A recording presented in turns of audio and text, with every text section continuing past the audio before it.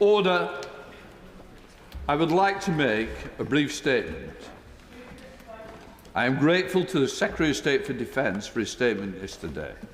This episode raises significant constitutional issues.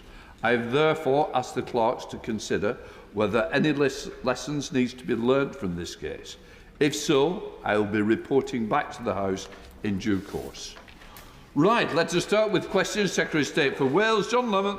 Thank you, Mr. Speaker. Question number 1. Minister.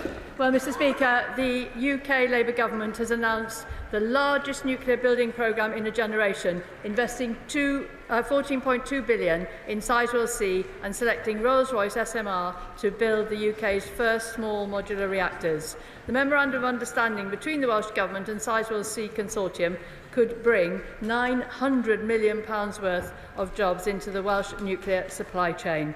The Government also recognises Wilva as one of the UK's top sites for future nuclear development. I thank the Minister for that answer. Nuclear must be an important part of our energy security strategy. It's both clean and reliable and creates good jobs for local communities. So what more can the Secretary of State do to encourage and incentivise new nuclear power in Wales and across all parts of the United Kingdom? Minister.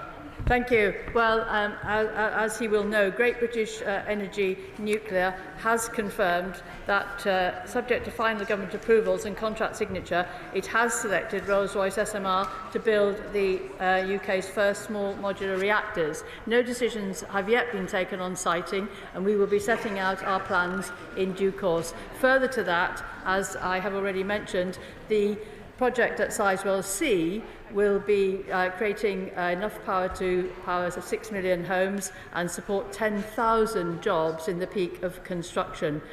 So it will boost supply chains across the UK. 70% of the construction value is predicted to go to 3,500 British suppliers, including companies like William Hare Group in South Wales, supporting new jobs in construction, welding and hospitality. Claire Hughes. To hear that Bochard will today be opening their new nuclear manufacturing facility in North Wales. Does the Minister agree with me that North Wales has the skills and the sites to realise the economic potential of our nuclear industry, and two Labour governments ready to deliver on it? Minister. Well, indeed, absolutely, I agree with my honourable friend. I'm very, very pleased indeed today that Bochard are opening their new nuclear manufacturing facility in Deeside. This is an example of the UK Government and Welsh Government working together to onshore our nuclear supply chain, thus safeguarding 59 jobs in this instance and creating in excess of 150 new positions. Christine Jardine. Question number 2, please. Mr. Speaker, with your permission, I will answer questions 2 and 13 together.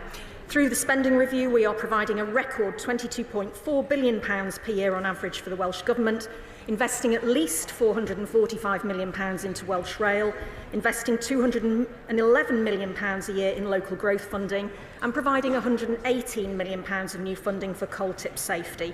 This is a Labour government that's investing in Wales's economy, public services and people, and we have ended Conservative austerity. Christine Jardine. Thank you, Mr. Speaker. I was pleased to see funding for a number of transport projects, as mentioned in Wales, included in the spending review, not least because my city of Edinburgh is now linked directly by rail with the Secretary of State, City of Cardiff. And Limo, who run services in Scotland through open access, are hoping to begin a service through South Wales. So does the Minister agree with me that the spending review presents a fantastic opportunity for projects like these that create jobs, strengthen the union and boost the UK's economy? Secretary of State. I very much agree with the Honourable Lady about the benefits of the Union in relation to the significant investment that this government is making into transport. I'm very happy to take away her comment on Limo and the open access and talk to the Rail Minister on her behalf. Ben Lake. I was pleased to hear the Secretary of State, in evidence to the Welsh Affairs Select Committee last week, explained that Wales will receive a bar consequential of some £200 million as a result of transport announcements for English mayoral combined authority areas made in the lead-up to the spending review. But could the Secretary of State clarify whether she was referring to the Transport for City Regions funding, which was announced on the 4th of June, for the Chief Secretary to the Treasury has stated in an answer to a written question that it is not possible to identify the specific paraconsequential arising from that programme? I thank the honourable gentleman for his question. My understanding is that the just over £200 million figure that I referred to in my evidence to the Welsh Affairs Select Committee relates to the combined mayoral authority announcements that were made prior to the spending review. Ruth Jones, Chair of the Select Committee. Thank you, Mr Speaker, and I'm delighted that the £500 million announced for the steel industry in the spending review has already been translated into boots on the ground and high-vis jackets, with the commencement of the building of the electric arc furnace, safeguarding 5,000 jobs. So will the Secretary of State join me in welcoming the fantastic progress that has already been made for the steel industry in Wales and the supply chains all across Wales? Secretary of State. Can I thank the Chair of the Welsh Affairs Committee for her question? Monday was a really significant day for Welsh steelmaking, and I was at the groundbreaking ceremony for the start of the construction of the electric arc furnace, which is going to be one of the largest in the world.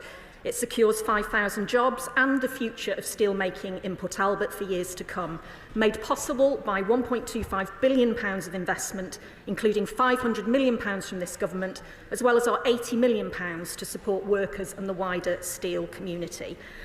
This will benefit not just Port Talbot, but downstream sites as well. And I know this has been a really challenging time for steel workers across Wales, but I think this week marks a real turning point, securing a bright future for years to come. Caroline Harris. Thank you, Mr Speaker. As a result of the UK Government's £500 million investment in the future of steel in Port Talbot, construction has now begun on the new electric arc furnace. Can the Secretary of State please share what this fantastic news means for Port Talbot and surrounding communities like my own of Neath and Swans East? Can I thank her for her question? I mean, I think the electric arc furnace and the investment that we have made as a government into it shows how seriously committed we are to the steel industry, not just in South Wales, but across the UK. It's why we've slashed energy costs for steel producers and other energy-intensive industries through the industrial strategy. We've strengthened procurement rules to use even more UK steel in construction. We've ensured that the UK is the only country in the world not paying 50% tariffs to the United States, and we've boosted trade defences to protect the sector against foreign imports. The steel strategy that we'll publish later in the year will also deliver up to £2.5 billion of investment to help maintain jobs and growth. David Chadwick, Liberal Democrat spokesperson. Thank you, Mr Speaker. The UK Government says Wales is getting record-breaking funding to tackle NHS waiting lists. But for my constituent, Melanie Walker, the reality is the opposite. After waiting 59 weeks for a hip operation, she's now been told she must wait for another 45. Why? Because Paris Teaching Health Board is artificially extending waiting times for patients treated in Shropshire and Herefordshire to match lower Welsh averages, a cost-cutting move driven by the Welsh Government. Does the Secretary of State think this is fair to Melanie or consistent with her government's pledge to reduce waiting times? Secretary of State.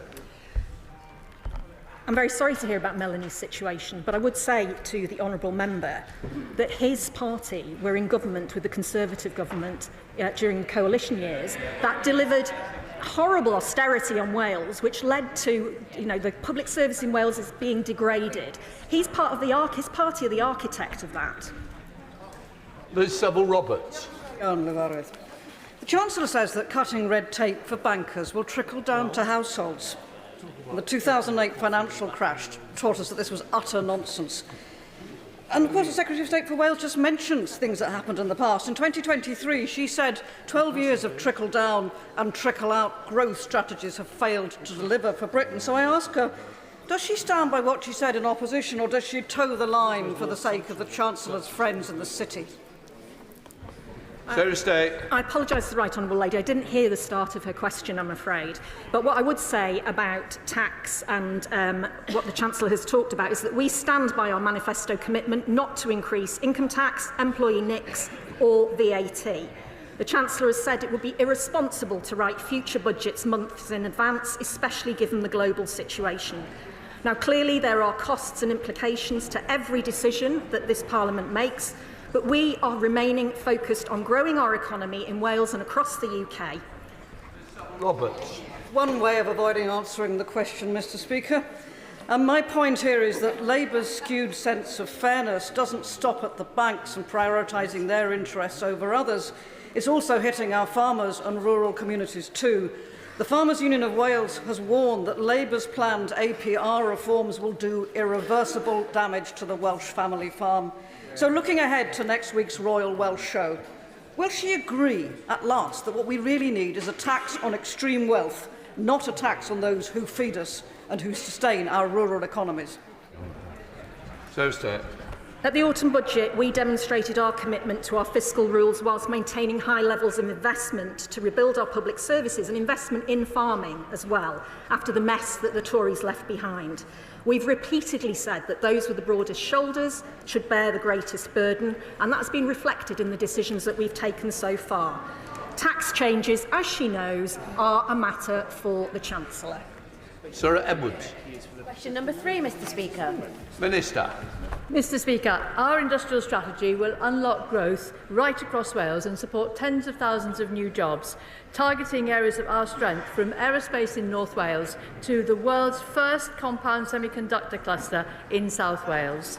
We've announced a new centre for doctoral training in compound semiconductors led by Swansea University, plus a new defence growth deal and £30 million for Local Innovation Partnerships Fund, just to name a few.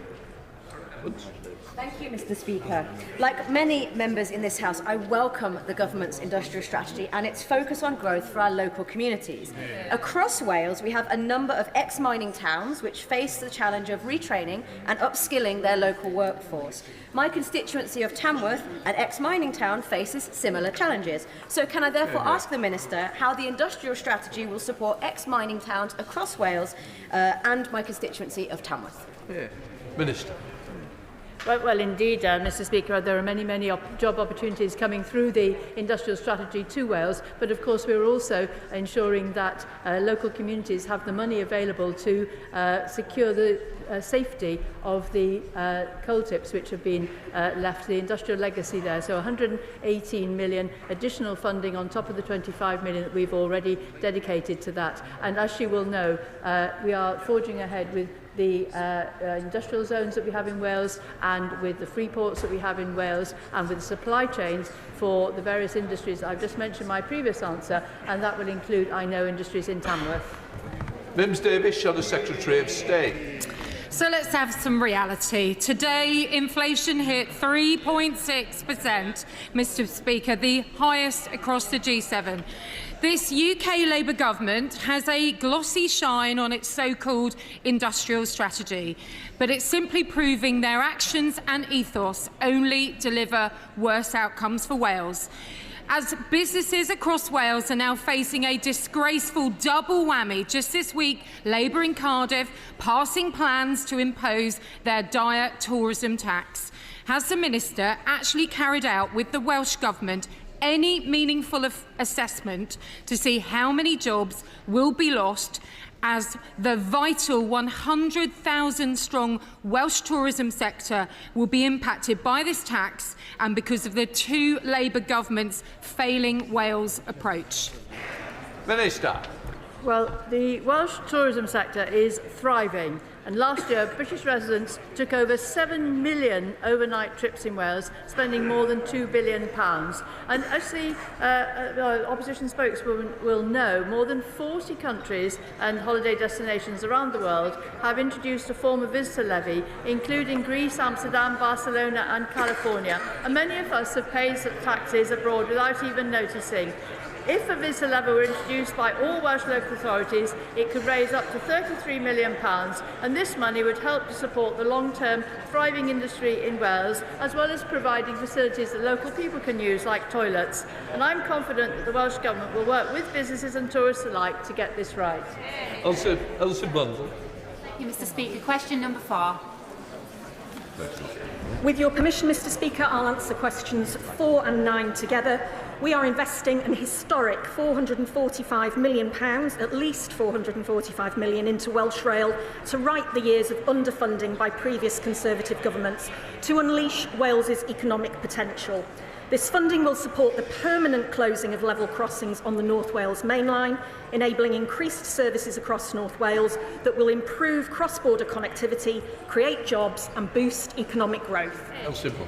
Thank you, Mr Speaker. The Chancellor's announcement of at least £445 million for Welsh Rail will be transformative for Welsh passengers and better connect workers with jobs across North Wales and Manchester. This will only be achieved, however, if we are all pulling in the same direction.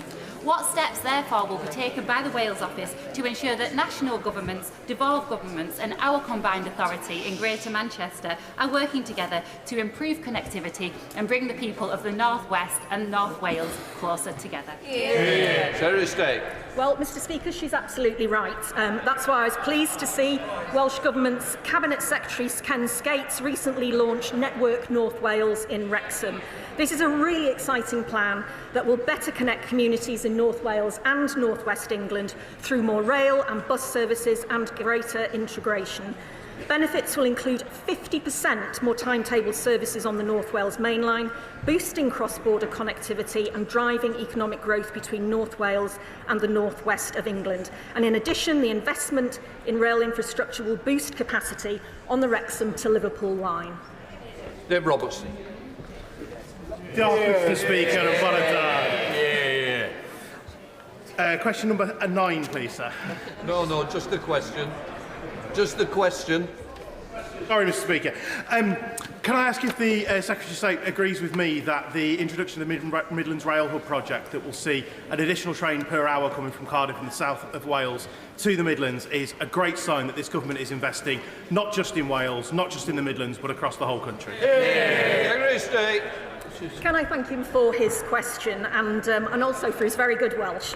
The first phase of the Midlands Rail Hub will enable additional trains between Birmingham and South Wales, strengthening cross-border connectivity between Wales and England. And this is absolutely what this government's investment is about, to create jobs, to create growth and to connect Wales and England. Dave Robertson. Go on. James Davis, Shadow Secretary of State. Okay, so let's have another reality check.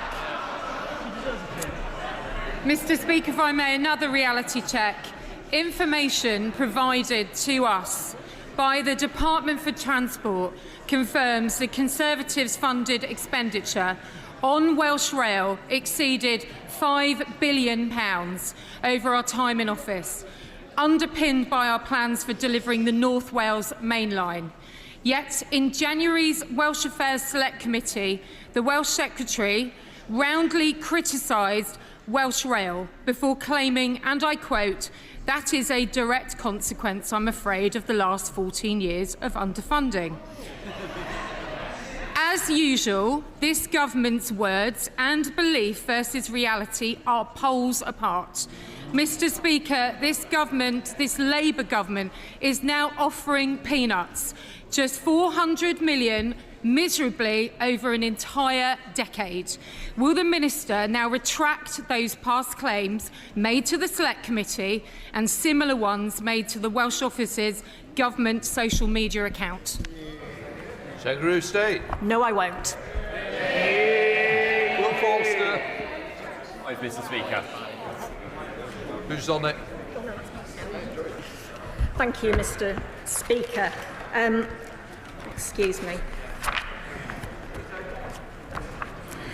He will know that this was an error made under the previous Conservative government. Heavy rail infrastructure is reserved in Wales, and like every heavy rail project in England, Barnett consequentials do not apply. The UK government's rail network enhancements pipeline funds East West Rail, or Oxcam Rail as it's more commonly known, and Ox also directly funds projects in Wales, such as the historic, at least £445 million investment in rail in Wales that was announced in the spending review. Forster. Thank you, Mr. Speaker. The government has claimed that listing Oxford and Cambridgeshire Rail on its England only in past documents was just an accounting error by the former Conservative government, and that the project hasn't been reclassified to deprive Wales of funding. But 4 separate government documents list it as England only, and over £1 million in Barnett consequentials were already paid to Wales on that basis. Does the Secretary of State honestly stand by her claim that it's just been reclassified and this is an intention to deprive Wales of fair funding? Secretary of State. So, as I have just explained, there was an error made by the previous Conservative government. Heavy rail was and is and always is reserved. The Welsh Government will not be required to repay any Barnett consequentials provided to it as a result of any error that took place under the Conservative Government. Alex Burris. Mr. Speaker, the Welsh Government allocated over £1 billion to transport in their recent budget. This investment was possible after 14 years of critical underinvestment by the party opposite, and should hopefully provide funding to stations such as Ely Mill Station in my constituency of Cardiff West. Can the Secretary of State then therefore please tell me why the Welsh Conservatives and Plaid Cymru voted against this investment? Extra funding to fix our roads, to build new trains and to improve our buses. Secretary of State. And I thank my honourable friend. Their decision to vote against the additional funding was absolutely inexplicable, as was their decision to vote against extra money for the NHS, extra money for education, extra money for businesses. I could go on. They stand here and can criticise this government when they vote against extra money for Wales. Gregory Stafford. Question number 6. Minister.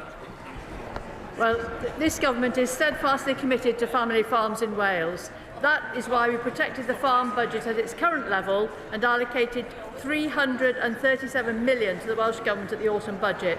Furthermore, the UK-EU summit on the 19th of May, the Prime Minister announced that the UK would deliver a new agri-food deal with the European Union. Routine SPS border checks will be eliminated with less paperwork and fewer costs. British goods such as dairy, fish, eggs and red meat, currently subject to 100% documentary checks and up to 30% physical checks, will see these removed entirely. Gregory Stafford. Thank you, Mr. Speaker. While the aims of the Sustainable Farming Scheme are laudable, many farmers across Wales are expressing real concern about its complexity, the potential reduction in food production and the adequacy of the financial support on offer. So what assurances can the Minister give that the scheme will be simplified, sufficiently funded and implemented in a way that supports both the environmental goals and the economic viability of Welsh farming communities?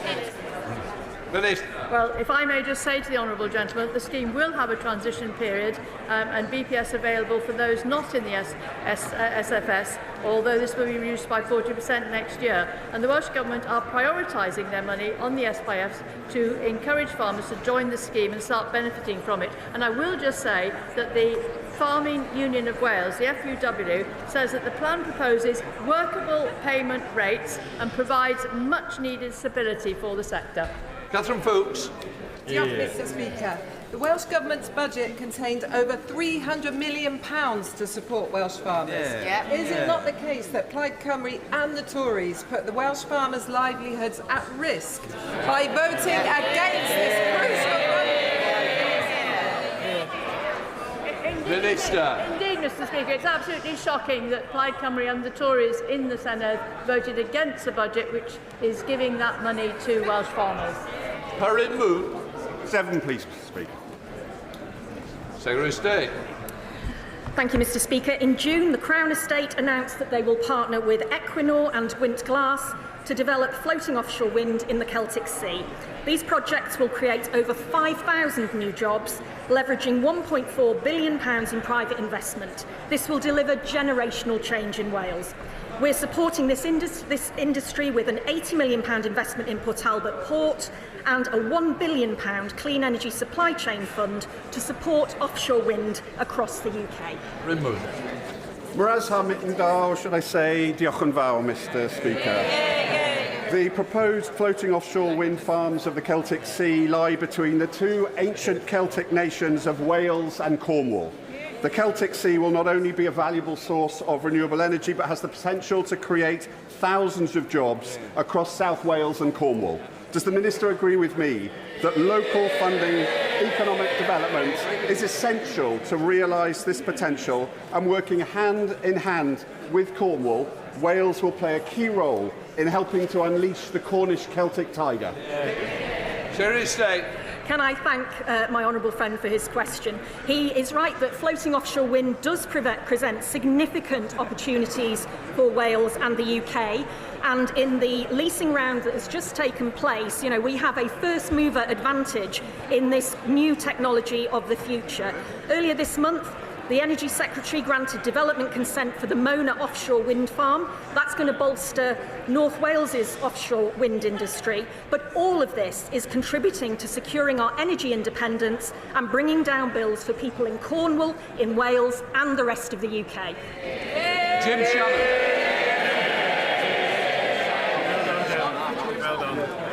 Mr. Speaker, I know that chair wasn't for me. Can I just say to the Honourable Lady, when it comes to offshore wind in Wales, the waters that will be the manufacture of that offshore wind will be the same waters that flow by Northern Ireland, the same waters that flow by England, the same waters that flow by Scotland. Is it not time, Minister, to have a strategy, offshore wind strategy, for all of the United Kingdom of Great Britain and Northern Ireland? Because if we do it together, then we'll do it better. Thank you.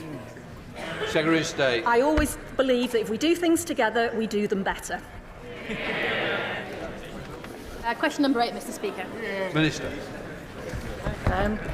We are committed to spending 5% of the UK's GDP on national security by 2035. The spending review invested to keep our people safe with a £10.9 billion real terms increase to the Ministry of Defence budget. This will help grow the Welsh economy and our thriving defence sector, which is home to over 160 companies employing more than 20,000 people right across Wales.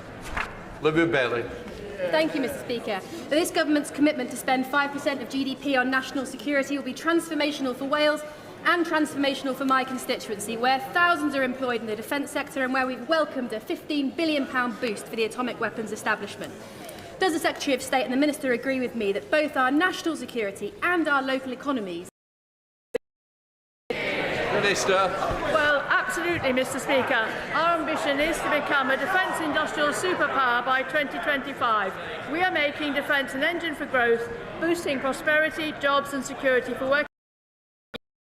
As part of this, we will establish the UK Defence Innovation Fund with £400 million to fund and grow UK-based companies. And we are launching the new regional defence growth deals across the UK, including a cluster in Wales. We now come to questions to Prime Minister Jacob Collier. On, Mr. Speaker. Prime Minister. Thank you, Mr. Speaker. There's always been support across this House for the United Kingdom fulfilling our obligations to Afghans who served alongside British forces. We warned in opposition about Conservative management of this policy, and yesterday the Defence Secretary set out the full extent of the failings that we inherited. A major data breach, a super injunction, a secret route that has already cost hundreds of millions of pounds. Ministers who served under the party opposite have serious questions to answer about how this was ever allowed to happen. The chair of the Defence Committee has indicated that he intends to hold further inquiries. I welcome that and hope that those who were in office at the time will welcome that scrutiny. Mr. Speaker, President Macron's state visit last week saw us secure historic agreements, coordinating our nuclear deterrence, a major investment in Sizewell C, and a landmark returns deal, a crucial next step in restoring order to our immigration system. Tomorrow, Mr. Speaker, I will host Chancellor Merz for further talks on our security and the economy. This morning I had meetings with ministerial colleagues and others. In addition to my duties in this House, I shall have further such meetings later today. Colin. Thank you, Mr. Speaker. Families in Burton and Uttoxeter are watching their smart meters like hawks and dreading that moment when their energy bill lands on the doorstep. So I welcome Labour's Warm Homes discount that is going to mean £150 off energy bills for millions of people across this country, providing meaningful support in these difficult times. Can the Prime Minister set out how this is going to help support families in my constituency and around the country? Prime Minister. Well, I thank him for his question. I, of course, met his constituent Nicola in her kitchen, and she told me about how hard she's working to support her 3 children, but the past decade has let her down with false promises and public services array. Mr. Speaker, she told me about the difference the warm homes discount will make, £150 off energy bills, and she had a meter, if I recall, in her kitchen recording how much energy she was using. And it would make all the difference to her, is what she told me. And I promise Nicola, my honourable friend, there's much more to come. Leader of the Opposition, Kemi Badenoch. Thank you, Mr. Speaker. Yesterday, the head of the OBR warned the government that higher and higher levels of taxes are bad for growth. Does the Prime Minister agree? Prime Minister. Mr. Speaker, I'll tell you what's bad for growth. 14 years of a Tory government. That's what stagnant growth for 14 years, leaving a £22 billion black hole. What we've achieved, Mr. Speaker, in the first quarter of this year is the highest growth in the G7, something we promised before the election. Investment of £120 billion into this country, which is a record in the first year of any government, and 3 trade deals, all of which will boost growth. Mr. Speaker, he's talking about what he achieved. We just heard that inflation is up again, the worst in the G7. We left him with 2% inflation. We have a borrowing up, unemployment up, taxes are up under his government. The fact is the Prime Minister doesn't get it, so let me tell him. His budget last year had high taxes. That's why the economy is contracting. But, Mr. Speaker, the government has said that they won't put up taxes for people on modest incomes. But they also seem incapable of explaining who is in that category. So can the Prime Minister clear up the confusion and tell us what he thinks a modest income is? Prime Minister. Mr. Speaker, I think of the working people across this country who put in every day and don't get back what they deserve, and that's who we're working for. That's who we're fixing the country. The sort of people that work hard but haven't necessarily got the savings to buy themselves out of problems. And, Mr. Speaker, that's who we're working for, and that's why we put the national living wage up. That's an extra £1,400. The national minimum wage up. That's £2,500 a year. The triple lock, Mr. Speaker, that went up pension up £470. And, of course, we're extending childcare, opening free breakfast clubs and free school meals. We know exactly who we're working for. She comes here every week and just talks the country down. Mr. Speaker, I'm not talking the country down, I'm talking him down. I asked him what a modest income was. He answered what a working person is. He doesn't know what a modest income is, and even on working people, they cannot define it. The Chief Secretary to the Treasury said that working people are people who don't get a payslip, but millions of self-employed people don't get a payslip. So are the self-employed next in line for a Labour tax rate? The self-employed were the very people who suffered under their watch, repeatedly suffered under their watch, particularly, if I remember, during COVID, when they didn't get the support that they needed. But she talks the country down, she cherry-picks. We have created, Mr. Speaker, since we've been in government, we've created 380,000 jobs, the employment rate is up, and inactivity is down, the complete opposite of what we inherited. I don't know where these 3,000 jobs are coming from. Unemployment has gone up every month under his government. And perhaps he should speak to farmers and small business people and find out what those working people think about his government. But, Mr. Speaker, that's not all. We know the Chancellor is launching a review into pension contributions. It's as clear as day why this is. It is because the government is considering taxing them. Does the Prime Minister agree with me that a tax on pension contributions is a tax on working people? Prime Minister. Mr. Speaker, we made absolutely clear manifesto commitments, which she asked me about last week and we're keeping to. I'm not going to write the budget months out from the budget. But, Mr. Speaker, I'm proud of the decisions that we took to invest in our NHS, to invest in our public services, all the decisions that they opposed. And it's no wonder that after a first year of a Labour government, business confidence is a 9-year high. That's longer than she's been in government. Mr. Speaker, 384,000. I'm not withdrawing, I'm going to repeat. Business confidence is at a 9-year high. Mr. Speaker, he says he's not going to write the budget, but his Chancellor is on the front of the Daily Mirror talking about what she's going to do on taxes. So why can't he do the same in the chamber? Yes.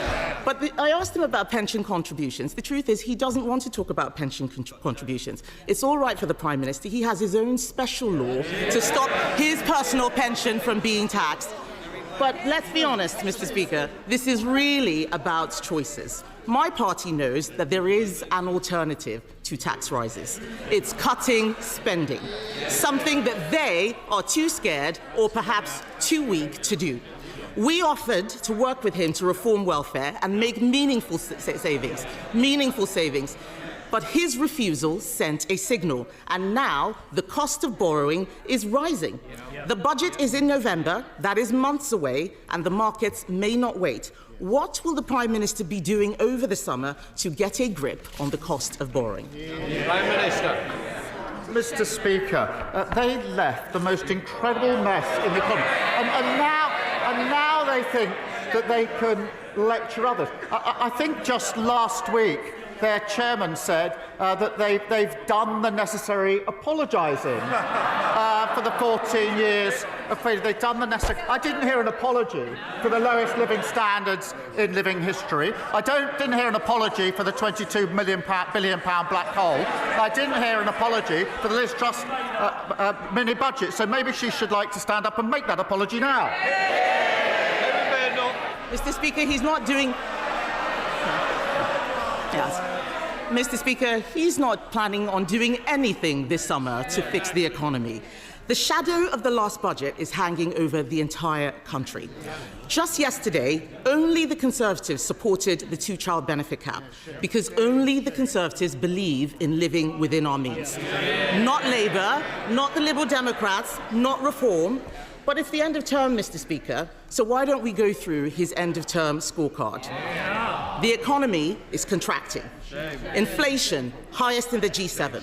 Unemployment, up every month under this government. Spending, out of control. Borrowing costs, more expensive than Greece. And this is just the first year, Mr. Speaker. The Labour Party should be ashamed of what it is doing to the country.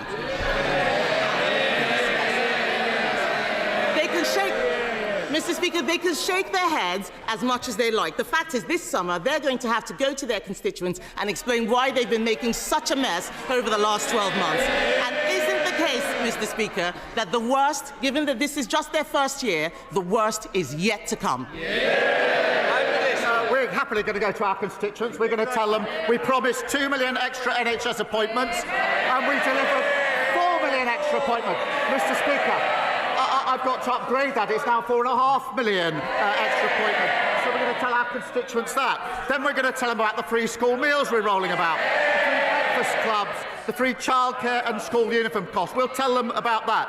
And then when we've done that, we'll move on to affordable houses and tell them about the £39 billion we're investing. When we finish that, we'll tell them about the rail and road upgrades across the country, the £120 billion investment, and of course the 3 trade deals. And Mr. Speaker, we're only just getting started.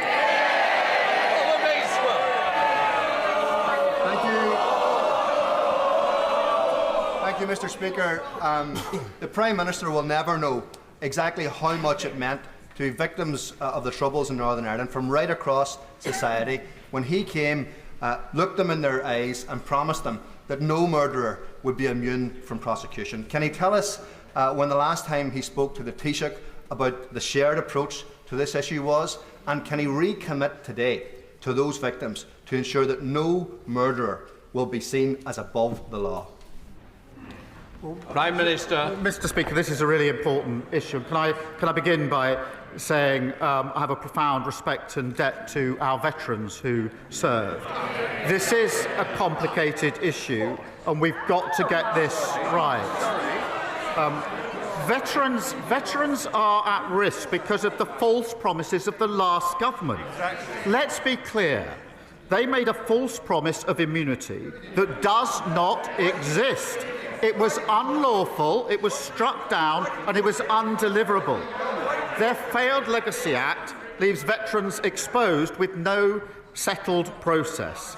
We will create a secure, transparent system that protects veterans from unjustified persecution and gives victims, families and survivors the confidence that they need in the process.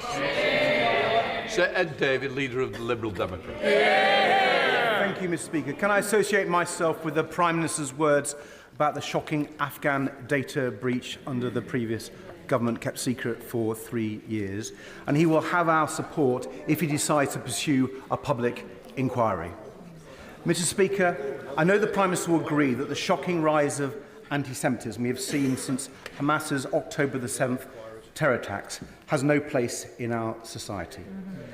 British Jews should not have to live in fear of hatred, racism and abuse on our streets or online.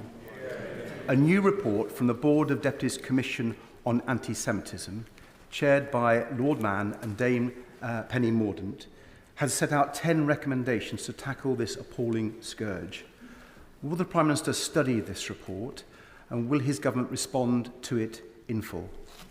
Prime Minister. Yes, we will, and we must fight anti-Semitism wherever we find it, as we must fight all hate offences, crimes and incidents wherever we find them. Sir Ed David.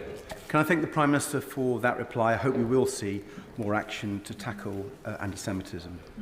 But turning to the Middle East now, Mr. Speaker, the world is looking on in horror at the scenes from Gaza. And now Netanyahu's ministers want to lock the whole population of Gaza into effectively a giant prison.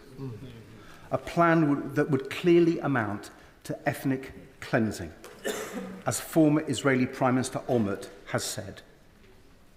Does the Prime Minister agree that this is utterly abhorrent and unacceptable? And will he make clear to the Israeli government that the UK will not stand idly by and will act, starting by sanctioning Prime Minister Netanyahu himself? Prime Minister.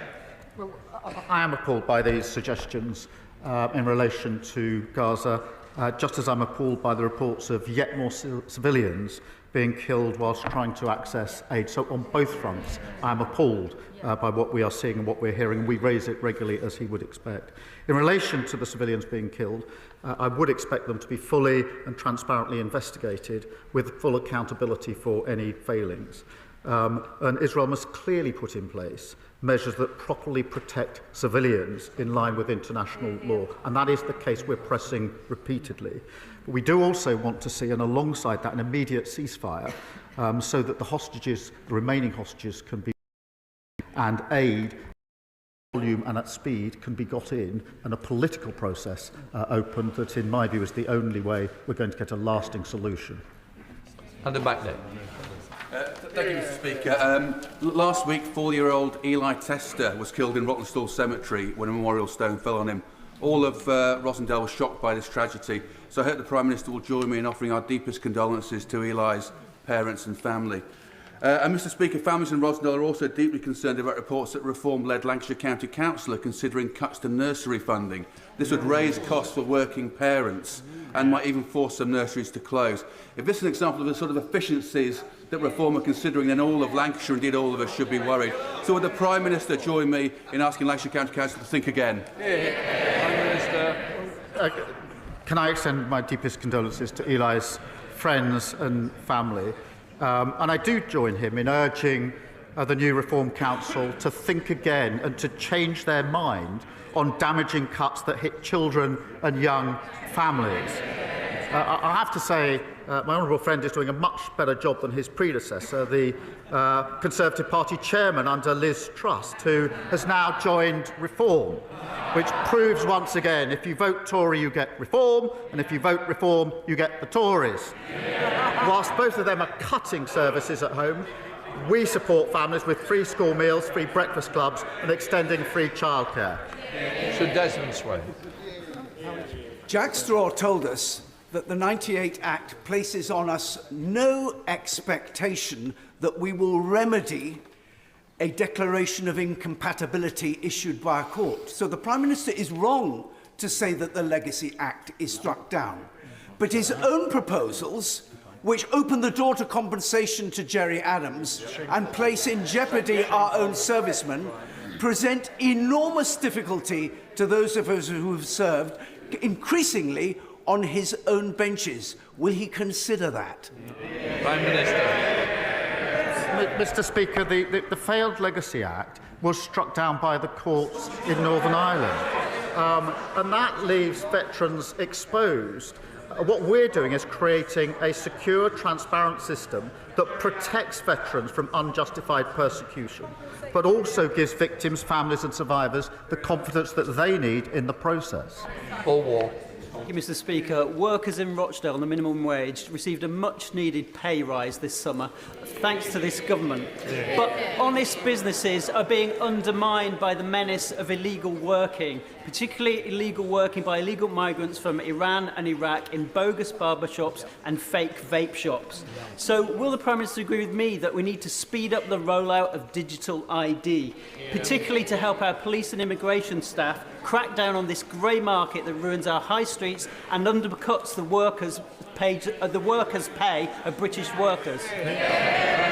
Well, my honourable friend is an excellent champion for Rochdale and a strong supporter, I know, of his local police and trading standards teams. Since we came to power, Mr. Speaker, we've ramped up enforcement raids on illegal working. Arrests have gone up by Digital ID will help us tackle illegal working, and we're rolling out the use of e-visas to have digital records of immigration status and checks to allow on-the-spot checks of anybody's right to work. James McCleary. Severe pregnancy sickness, hyperemesis gravidarum or HG, can mean vomiting more than 20 times a day. It causes physical discomfort, acute malnutrition and severe dehydration, which often leads to hospitalisation. It has profound and long-lasting mental health consequences. Recently, it was reported the woman took her own life after being denied access to the only licensed treatment, Zomvia. Tragically, her unborn child died too. The drug is licensed and available, yet women face a cruel postcode lottery to access it. Will the Prime Minister work urgently with the Department for Health to end this scandal so that every woman who needs Zomvia can get it wherever she lives?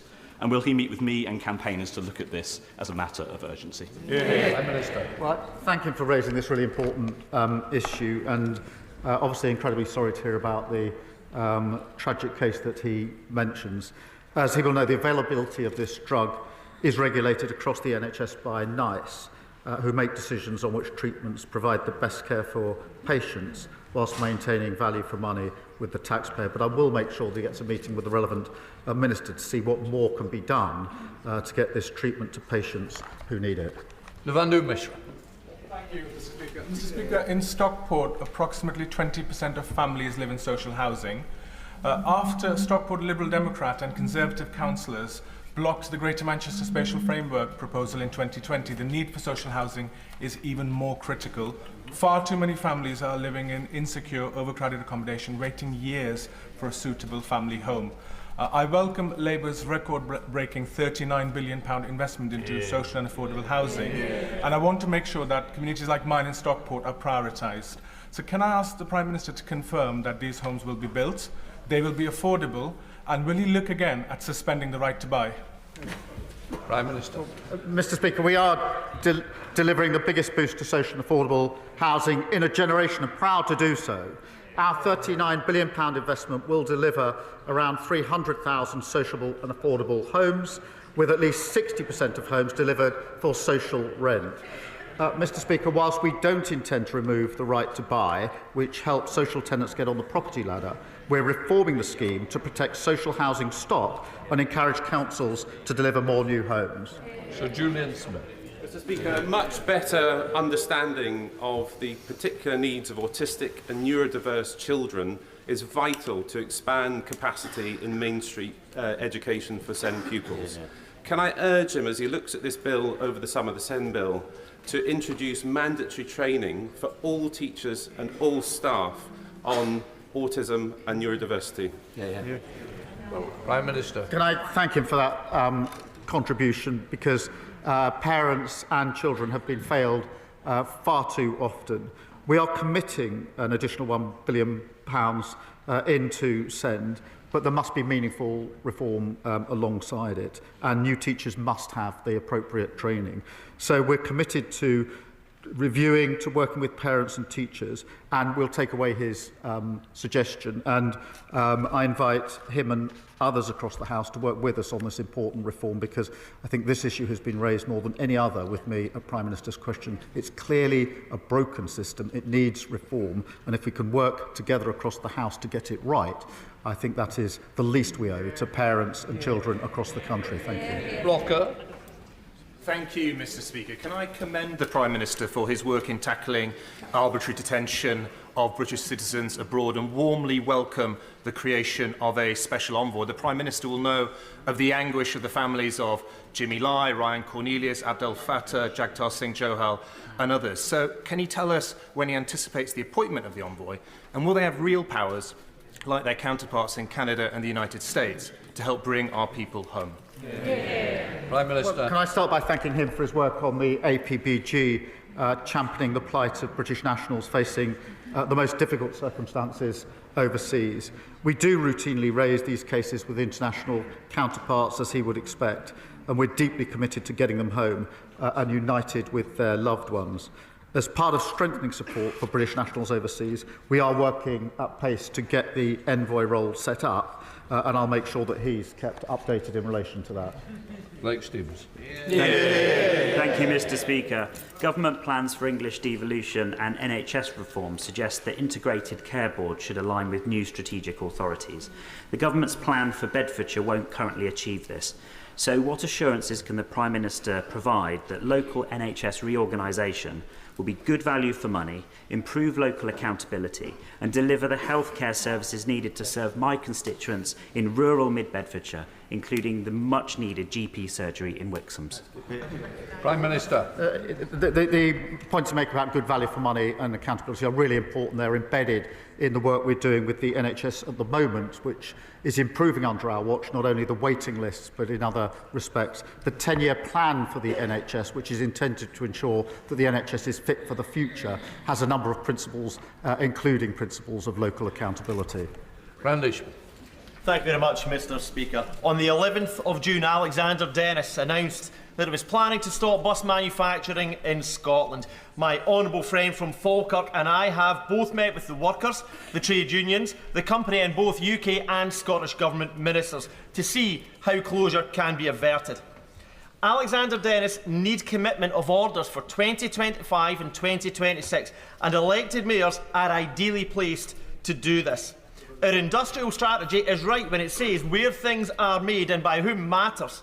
So, can the Prime Minister assure Alexander Dennis and the workers that he believes bus manufacturing should have a future in Larbert and Falkirk? Prime Minister. I'm grateful to him for raising this, and I'm deeply concerned. It is a deeply concerning time for the workers and their families in Falkirk. I do agree, and we are working with mayors and local leaders to develop a pipeline of future orders for zero-emissions buses, and that's an important aspect here. And the Minister of Local Transport is hosting an urgent meeting of the bus manufacturing expert panel. Mr. Speaker, while Labour mayors in England are ordering Scottish buses, the SNP are ordering buses from China, just like they ordered ships from Turkey and Poland, not Scottish shipyards. The SNP should be backing Scottish workers. Graham Stewart. Thank you, Mr. Speaker. Could I begin by warmly congratulating the Prime Minister on his first year in office, acknowledge that the Labour manifesto was beautifully written, deeply moving, and like that other great blockbuster of hope and redemption, The Salt Path, a total pack of lies. With joblessness, inflation and debt ballooning, his personal ratings collapsing, and his backbenchers on a work to rule, could the Prime Minister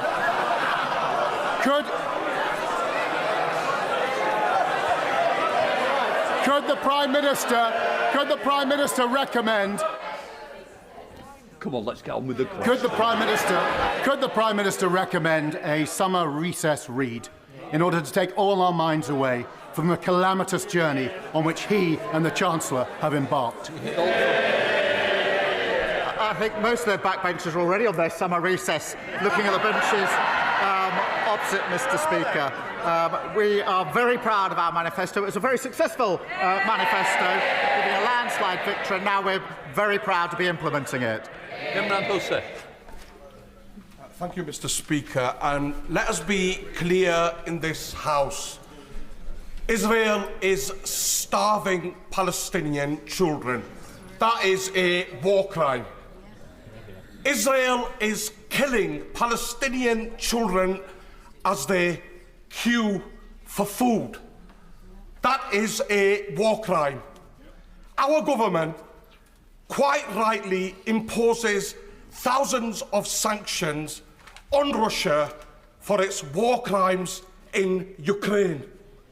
How many more horrors must we witness before the Prime Minister acts with the same scale of sanctions against Israel to stop this genocide? Don't Palestinian lives matter? Hear, hear. Prime Minister. Mr. Speaker, as I said earlier, I'm appalled by reports of more civilians being killed in Gaza, particularly when they are trying to access aid. And each of those incidents does need to be fully and transparently investigated, with accountability for any failing. That, of course, has to be alongside the ceasefire that is desperately needed, and we're working hard with others to achieve, to release all of the hostages that remain, but also to protect civilians and get much more aid at speed and volume into Gaza. Lincoln John. Thank you, Mr. Speaker, and I can see why you call these sessions Prime Minister's questions and not Prime Minister's answers.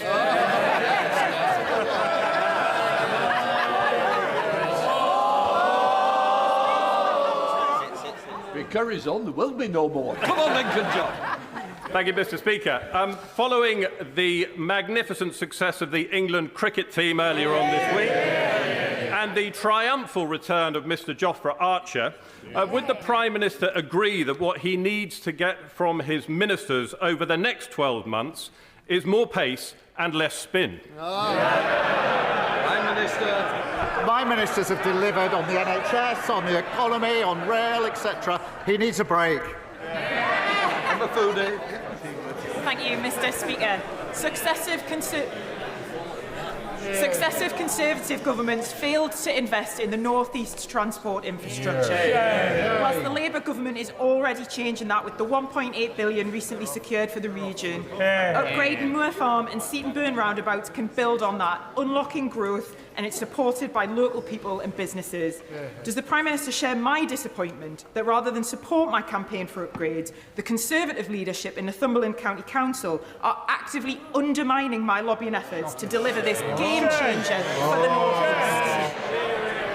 Prime Minister. She's doing a superb job for Northumberland, and I'm happy to set out what we've delivered. Over £400 million of funding for Northumberland County Council this year. That's a 5.8% increase this year, Mr. Speaker, an 80% increase in the number of homes starting construction in her area, a near £30 million increase in funding for Northumbria Police, and 14 free breakfast clubs in Northumberland, supporting over 3,000 children. That's the difference a Labour government makes.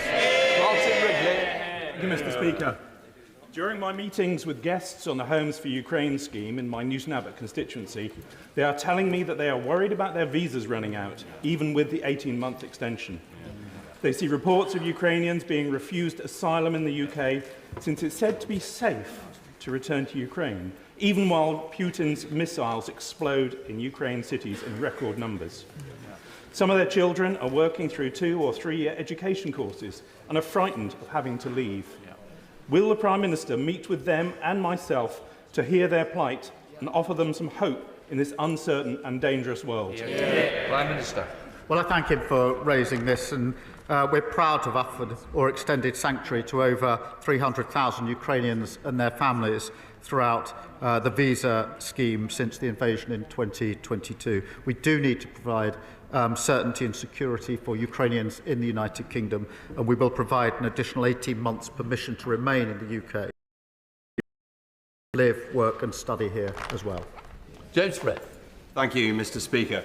In 2017, I led a select committee inquiry that warned of an emerging disaster in SEND.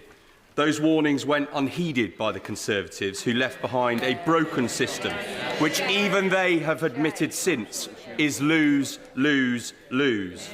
Can the Prime Minister confirm that this Labour government's rebuilt SEND system will be shaped by listening to the needs of SEN families, never again ignored, but served in the best traditions of a Labour government? Prime Minister. Well, he's right, and I think there's general agreement across the House that the system is broken, just like almost everything they touched, which was broken at the end of 14 miserable years.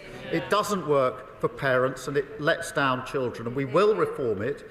We're already investing an additional £1 billion, but we do need a system that truly supports every child. We're developing proposals, and I want to work across the House in order to get the right outcome. Final question, Pippa. Thank you, Mr. Speaker. Yet again, we're suffering record-breaking heat waves and drought, which are worrying people in my constituency of South Cambridgeshire, which are both the fastest growing and the most water-stressed area in the country. The proposed Fens Reservoir is important, but will only provide water for the already ambitious house-building plans, not the thousands of new homes that the government proposes. Does the Prime Minister agree with me that the water crisis in Greater Cambridge is a deal-breaker for the government's growth plans, and will he help me urgently convene a ministerial roundtable with the Cambridge Water Scarcity Group? She's right to draw attention to the drought and the question more generally of reservoirs. It is shocking that a new reservoir hasn't been built for a very, very long time, not at all in the previous 14 years. We are rebuilding now, and we're doing that alongside the infrastructure and housing that we also need to build, and we'll work across the House on that. We'll let the front benches change over.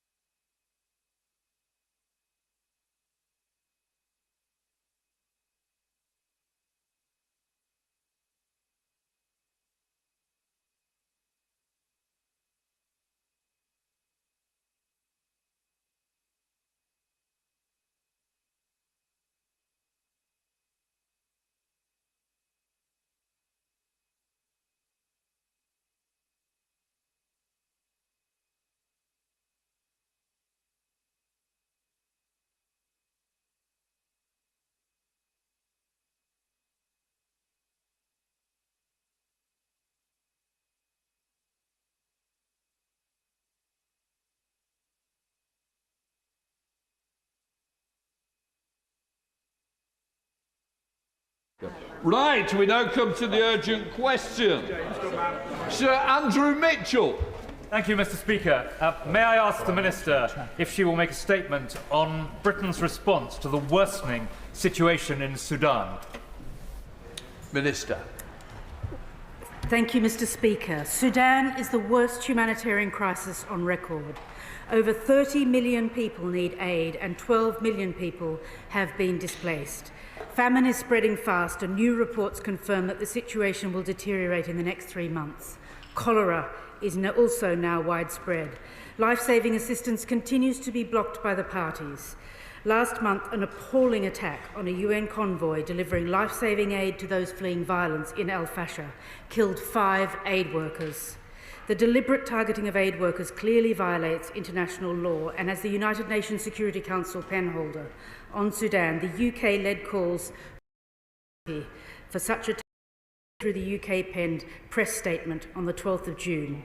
Last week, the Security Council, the International Criminal Court of the prosecutor, found reasonable grounds to believe that war crimes and crimes against humanity may well have been committed and continue to be committed in Darfur. The perpetrators must be held to account. The UK continues to play a leading role in ensuring that aid gets to where it's most needed. In April, the Foreign Secretary brought together a broad coalition of partners to build consensus on strengthening humanitarian access. The co-chair's statement calling on the parties to facilitate humanitarian access in accordance with their commitments in the Jeddah Declaration. Over £810 million in funding for Sudan was announced, including £120 million of UK aid, supporting over 650,000 people this year. In the absence of a ceasefire, Mr. Speaker, the humanitarian situation will only worsen. We continue to call on the warring partners to place the interests of the Sudanese people over their pursuit of a military victory. The UK is working with our international partners to push the warring partners to return to the negotiating table and commit to a meaningful, sustainable ceasefire. Any process which follows must be inclusive. We underline the importance of a return to a civilian rule that's democratically elected and representative of the whole country.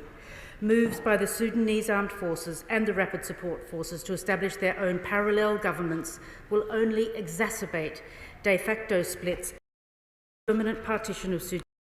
This is in no one's interests. Mr. Speaker, we have and we will continue to use all diplomatic tools at our disposal to protect civilians, get aid to those who need it most, and support a Sudanese-led peace process with civilians at its heart. Sir Andrew. Thank you very much, Mr. Speaker, for granting this urgent question today. I make no apologies for raising the dire and desperate straits of the Sudanese people again in this House, not least because it is Britain which leads on the Sudanese situation in the United Nations on behalf of all other nations. The people of Sudan are in the throes, as the Minister said, of the worst in the world, and the situation is worsening, even if such things can hardly be imagined.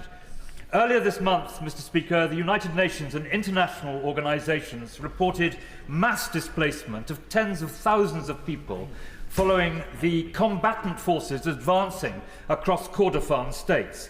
There have been months of increased mobilisation of fighters, including the recruitment of children from across Darfur. As fighting expands, the Kordofan states are the next deadly front.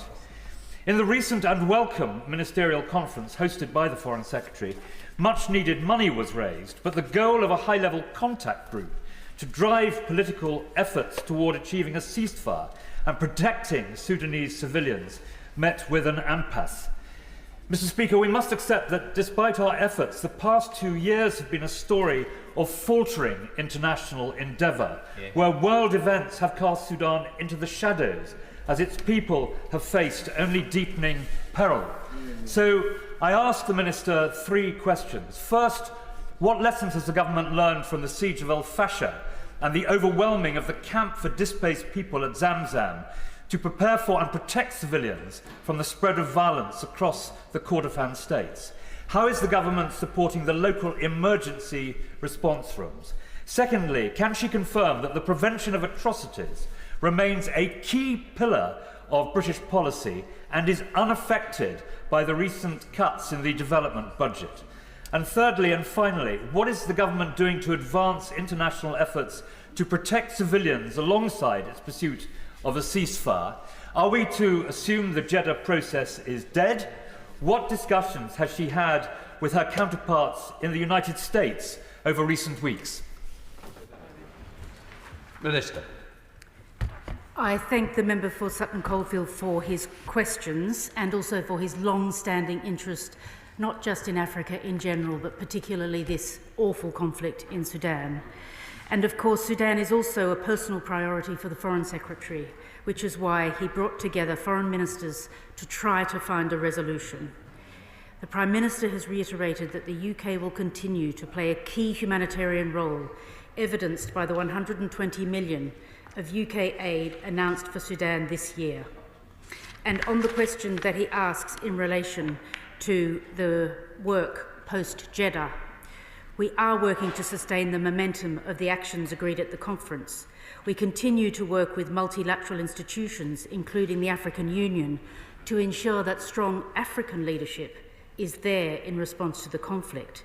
We've also joined the EU-convened consultative group on Sudan in June, and we've initiated a Friends of Sudan grouping in Geneva to advance our work on the protection of civilians, because he's quite right to say that international law in this regard places a heavy emphasis on prevention of conflict, prevention of atrocities. We continue to identify opportunities to use our role as penholder on the Sudan in the UN Security Council and to galvanise UN Security Council action on the conflict in Sudan. He also specifically asked about the situation in the El Fasher camps, and I want to reassure him that the UK is doing all it can, but the question always is access. We have the money, we have the workers, it's access that we need in order to provide that life-saving aid, and that is the nub of the issue which we're working on. Abdussalam Mohammed. Thank you, Mr. Speaker. There isn't a single person in my Sudanese diaspora community in Sheffield who haven't been affected by the horrific violence in Sudan. But the most harrowing part for them isn't the regular communication jams, blocking parent from child and brother from sister, or the multiple displacements of millions of the most vulnerable people, or indeed the famine ripping through the population. The worst part is, whilst this, the worst humanitarian crisis in the world, is breaking every boundary we know, world powers continue to look away. The UK government has a unique position as penholder for Sudan, and at the UN Security Council, I appreciate that we called for a ceasefire through the resolution. But the resolution set no deadline for concluding the ceasefire, and it authorised no enforcement mission. So, Minister, my question is, what are we doing to enforce accountability for the shameful complicity of states warring sides, and when will agreement of a ceasefire so that the people of Sudan can be free from this horror? Could I thank the Honourable Lady from Sheffield and the loud voice that she has in here on behalf of her Sudanese diaspora. The most important thing that the UK can do to build on the momentum from the London Sudan conference, bearing in mind that we were the first to really have such a conference, is to continue to base our work on the statement from the co-chairs of that important conference, to continue to, as she says, use our role at the United Nations and to work through the new Friends of Sudan grouping in order to keep pushing at the highest level, as she says, using our position on the UN Security Council to galvanise the Security Council action and continue the important supply of aid into the region. Shadow Minister Wendy Moore. Thank you, Mr. Speaker, and thank you for granting this urgent question today. I'm also grateful to my right honourable friend, the member for Sutton Coldfield, for pursuing this too. Because, of course, the situation in Sudan is dire. We are deeply concerned at the International Criminal Court's findings last week that there are reasonable grounds to believe that war crimes and crimes against humanity may be being committed in Darfur. The humanitarian situation also continues to deteriorate, with the UN warning on 30th of June of drastic cuts to life-saving food aid for Sudanese refugees fleeing to neighbouring countries. Sudan has also been identified as a global hunger hotspot of highest concern, and without immediate humanitarian assistance, the risk is terrible. With recent attacks on UN aid convoys, can the Minister provide her latest assessment of the situation and the extent of aid blocking? How is she ensuring UK aid, including the £120 million announced at the April Sudan conference, will reach those who need it and that aid workers are protected? More broadly, what new measures is the government taking to compel the warring parties into a ceasefire, to allow more aid in and facilitate deconfliction for delivery in the meantime? And how has she supported Sudanese civilian and political forces to engage in constructive dialogue processes such as the Cairo conference? And what is her assessment about the effectiveness of these processes? Despite the spending review, we are still yet to understand what 0.3% means for bilateral aid. So will she confirm the bilateral spend figures for Sudan this year? Because, of course, Sudan matters. It's not in the UK's national interest for the crossing of red lines in this conflict to persist, nor to have the displacement of people on this scale, nor to see the further destabilisation of this region of Africa. Thank you. Minister. I thank the Honourable Lady for her questions, and she asks about the ICC findings from last week, and we acknowledge the ICC Office of the Prosecutor's critical findings that there are reasonable grounds to believe that war crimes and crimes against humanity may well have been committed and are continuing to be committed in Darfur. This is an important milestone in the ICC's investigation into crimes committed in Darfur, and the UK remains steadfast in its commitment to ensure international humanitarian law is respected and breaches are called out and investigated. The UK remains committed to securing accountability for those responsible for atrocity crimes, and this includes reporting the fact-finding mission's mandate and the ICC's ongoing investigation. She's mentioned the attack on El Fasher and the targeting of aid workers, which is an absolute disgrace and a clear violation of international law, and we condemn it. She's also mentioned what more we've been doing recently, and we did attend the important consultative group on Sudan in Brussels on the 26th of June and contributed to discussions with the UN Secretary-General's personal envoy on Sudan, Ramtan Lamamra, on his plans to convene proximity talks with the warring parties, including on protection issues. And finally, she mentions the important question of the spending review. And of course, as I'm sure she's aware, we do have a lot of lessons to be learning from last time the aid budget was reduced, because the National Audit Office did criticise the way that those reductions were made in year without consultation and questioning whether they were value for money. So instead, the government will take a long-term look at this and have a glide principle over the 3 years of the remaining Parliament. Thank you, Mr. Speaker. That this UQ could have been relevant at any time in the past 20 years is a damning indictment and a failure of the international community. This morning, my honourable friend for Huddersfield and I hosted Sudanese community voices alongside Médecins Sans Frontières, the BMA and others, and we heard harrowing stories about what's happening on the ground. Medical centres and hospitals are becoming battlegrounds, and as ever, it is women and children who are bearing the brunt of the devastation. The UN has called what's going on the world's largest humanitarian crisis. There are credible allegations of genocide backed by both the US and the United Nations, and there are well-documented cases of war crimes. This is a war on civilians. The UK, in its role as the UN penholder, must lead by example and convene international actors and lead us to urgent concrete action. Can the Minister set out what urgent action she plans to take in the next week, particularly given that Parliament will not be sitting again until September, by which time many more lives would have been devastatingly lost? Well, could I thank the Honourable Lady for Bow and thank her for her important work in pulling together groups, particularly in her role on the Foreign Affairs Select Committee, particularly workers with their aid workers whose focus is on medical relief. And I'm sure she shares with me the worrying news that there's been a cholera outbreak in the region, and I thank her for her important work in that regard. She also impresses upon the House the importance of the UK's support to women and girls, and the Foreign Secretary visited the Sudan-Chad border in January to raise awareness of Sudan, speaking directly to refugees, including survivors who shared harrowing stories of sexual violence and torture. In March of this year, Lord Collins, the Africa Minister, chaired a UN Security Council briefing on committing to prevention of violence against women and girls in Sudan. But she's quite right to say that this week we must do even more as the House comes towards its rising. And I will undertake to share this particular dialogue in the House with the Minister for Africa so he can redouble his efforts in the month of August to make sure that the UK is well represented in international discussions. Liberal Democrat spokesperson. Mr. Speaker, the ongoing war in Sudan is the world's largest humanitarian catastrophe and the biggest since aid began. And I thank the Speaker, Mr. Speaker, for granting this urgent question, but I regret that there's only been one statement in the last 7 months about Sudan from the government.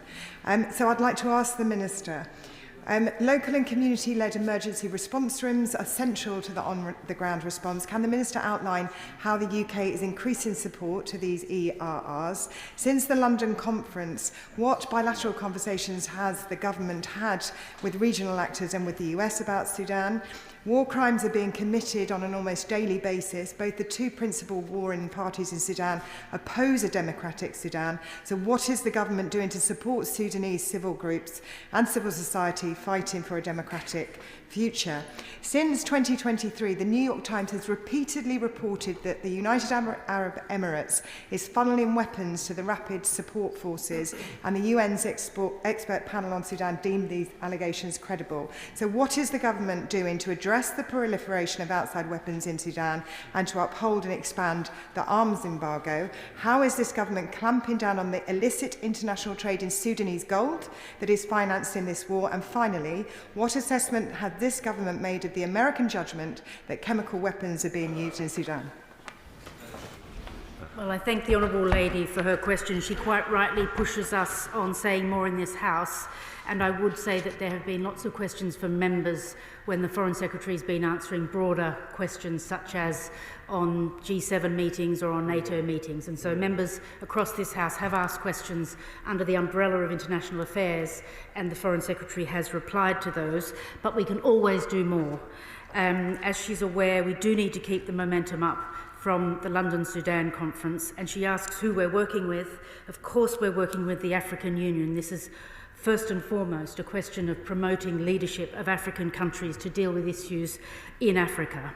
And the Foreign Secretary has redoubled his efforts as a well-respected Foreign Secretary within the African Union dialogues, and has also recently joined the EU-convened consultative group on Sudan in June, which I know she will appreciate and think that that is a worthwhile forum to be in. As mentioned before, the Friends of Sudan grouping in Geneva will also advance the work to protect civilians. She mentions the UAE and the answer to any partners who may have an element of involvement in this conflict. Our message is clear. We need to press for a peaceful solution. Anyone who's supporting behind the scenes all need to come together in the spirit of the London Sudan conference and talk about a peaceful solution for all. The last question on gold in the Sudan, I shall have to write to her with. Thank you, Mr. Speaker. In response to an urgent question in April on the London Sudan conference, my honourable friend, the member for Lincoln, confirmed that conference included a commitment from the UK government to provide a further £120 million of aid for 25-26 to support 650,000 people, which the Minister has referenced earlier. So with that in mind, can the Minister today confirm to the House, in the intervening few months, what progress has been made to ensure that additional aid reaches the most vulnerable people in Sudan fleeing conflict, sexual violence and famine? The honourable member raises the most important point. It's not just about money. It's about access. It's about our diplomatic heft and knocking heads together so that we can get that aid through to the people most in need. He mentions the $120 million for this financial year, and of course a portion of this uplift provides support to local responders, both through the Sudan Humanitarian Fund, which supports the emergency response rooms, and the Mercy Corps-led Cash Consortium for Sudan, which provides direct cash assistance to mutual aid groups on the ground. And the reason for that is that in conflict zones, often there's a debanking situation, which means formal banking collapses. And that's why it's so important that on the ground, the UK is able to assist the smaller groups to get that vital aid in.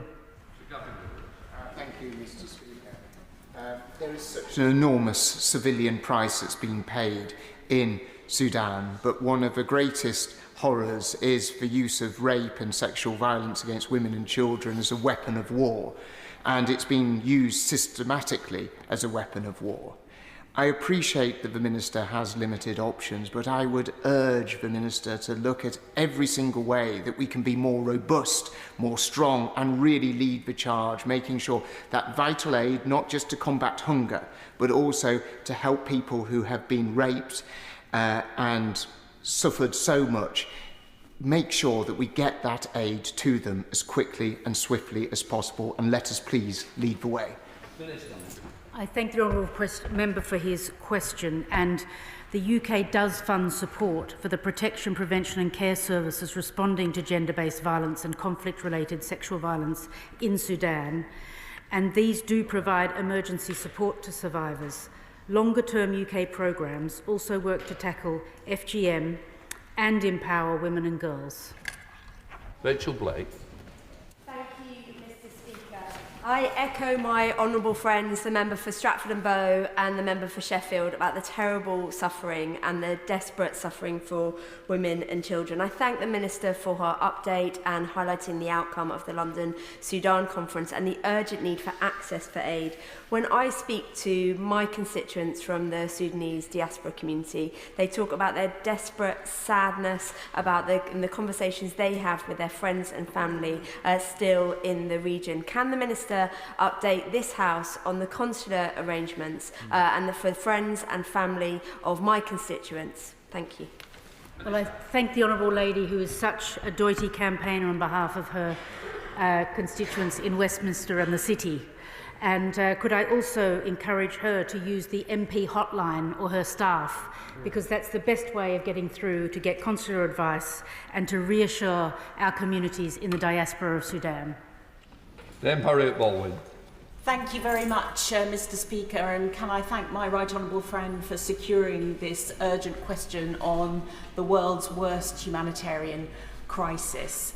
And I welcome the leadership steps that the UK government is taking, but can she also tell the House what conversations are being had with both the African Union and the United Nations about the possibility of surging peacekeepers into Sudan in order to protect civilians?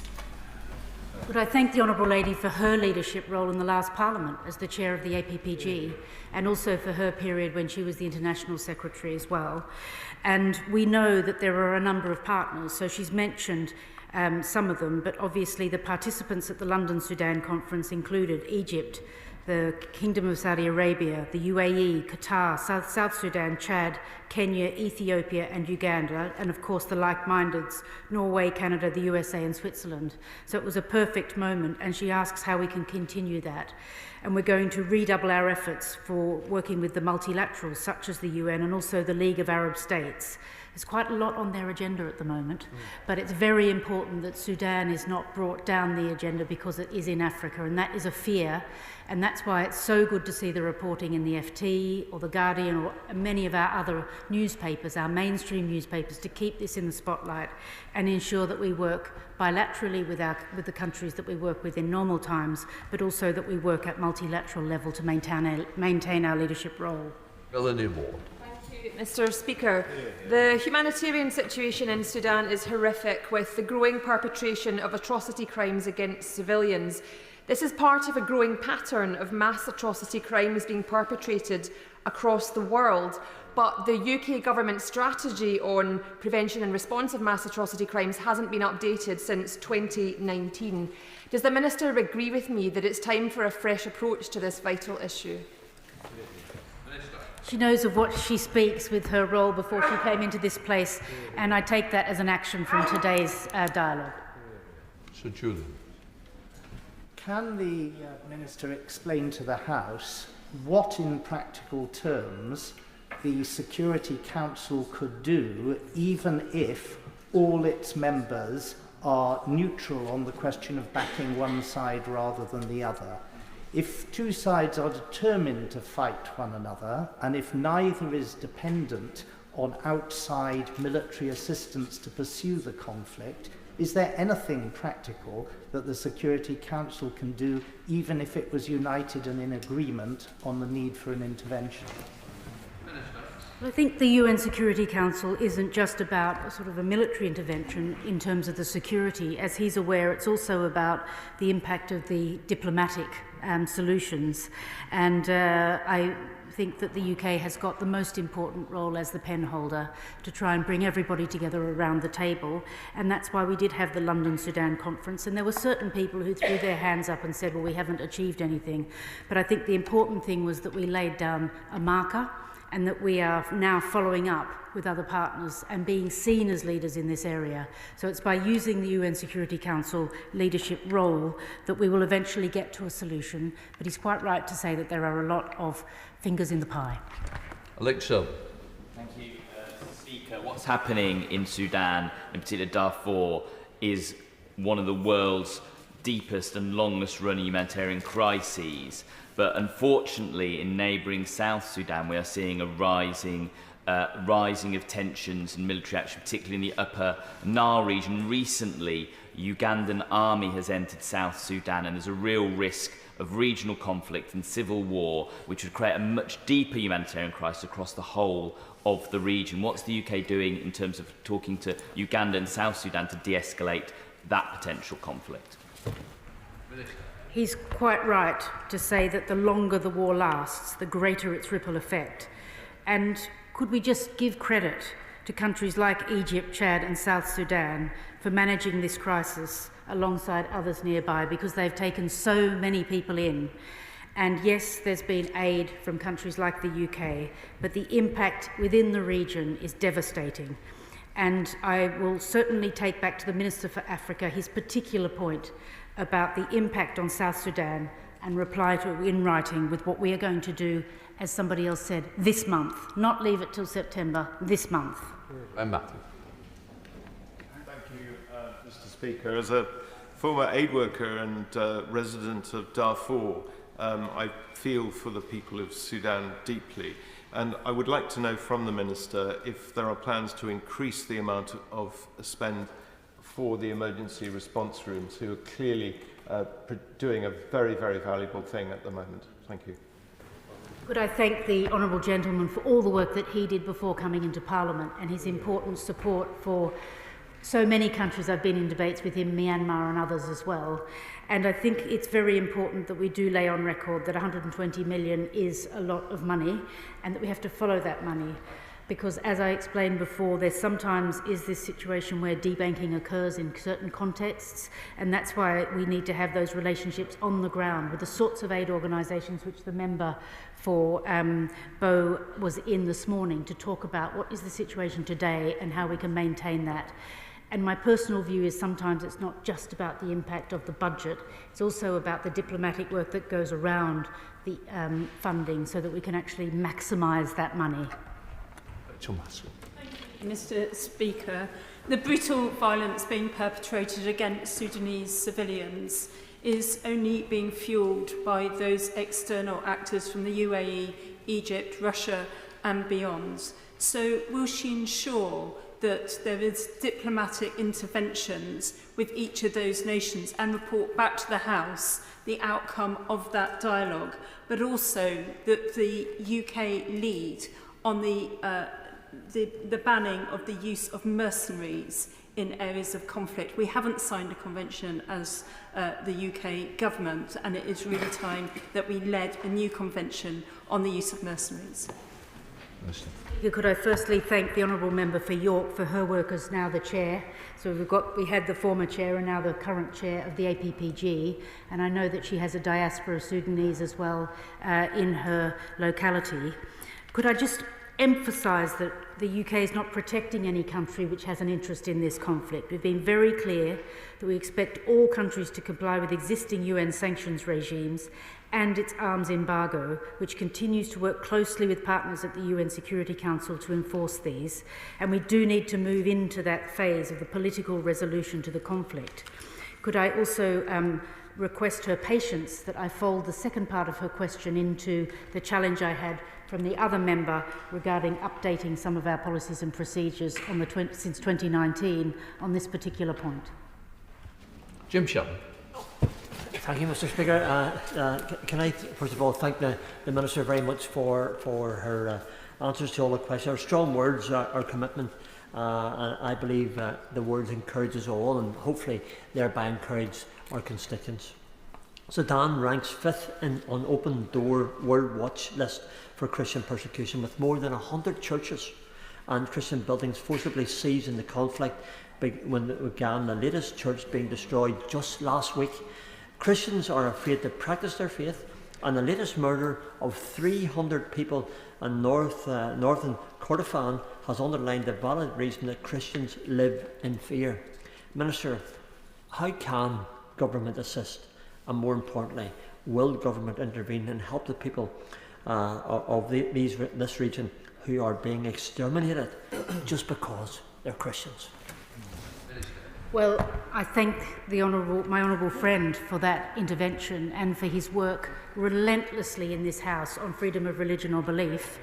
And of course, this region used to be so much more diverse, but the space for religious freedom has really narrowed, and he's quite right to be challenging. And with his permission, I will also share his thoughts with our freedom of religion or belief champion, the member of Northamptonshire, so that we can work together on this and make sure that we shine a spotlight on that lack of freedom for particularly Christian communities, but for other minority communities in the Darfur region.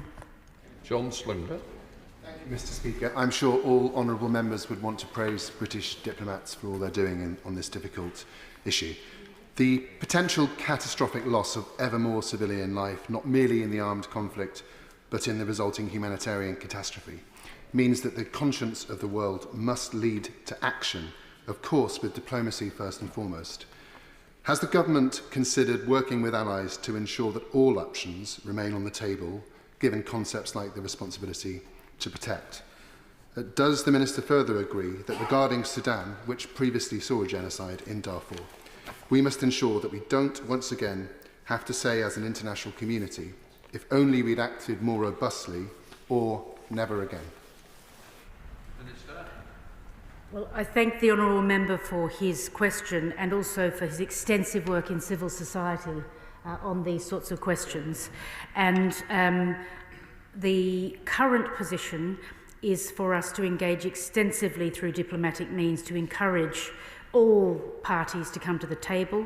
We're very aware of the complexity of this particular conflict and the fact that it isn't just two sides within the region. It's a lot of other players as well, but we are uniquely positioned with our role in the United Nations Security Council and also with our other partners. For example, we do a lot with the League for Arab States, we do a lot with the Islamic cooperation groups, and we really are at the moment using our diplomatic efforts double time, but I do listen to what he says. Given that certain UN initiatives and efforts to address this humanitarian catastrophe have encountered a degree of reluctance, if not opposition, from states such as Russia, I was really pleased to hear the Minister say that the government is working closely with regional partners. But I wonder if she could just elaborate on the work that is being done to support countries such as Egypt and multilateral organisations such as the African Union to address this humanitarian crisis, and if not, broker a ceasefire, ensure that the unblocking of humanitarian aid.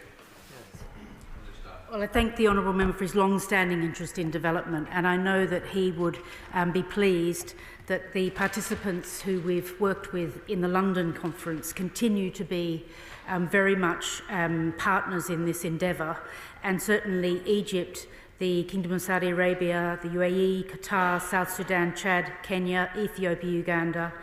And of course, within my own brief as the Indo-Pacific Minister, I am able to talk about terrible conflicts like Sudan and Myanmar when I'm speaking to like-mindeds, be they in the ASEAN states, who also care deeply about their brothers in Sudan, or indeed similarly within the Myanmar conflict as well. These terrible ongoing conflicts which are not enjoying the spotlight of public attention, we must redouble our efforts to have those on our agenda when we have our diplomatic interventions.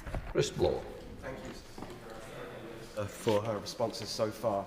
She will be aware of the indiscriminate aerial bombardments that have happened in the conflict and the complete disregard between military and civilian targets. I wondered if the government is considering further targeted sanctions on those leaders responsible or accused of atrocities and war crimes in the area.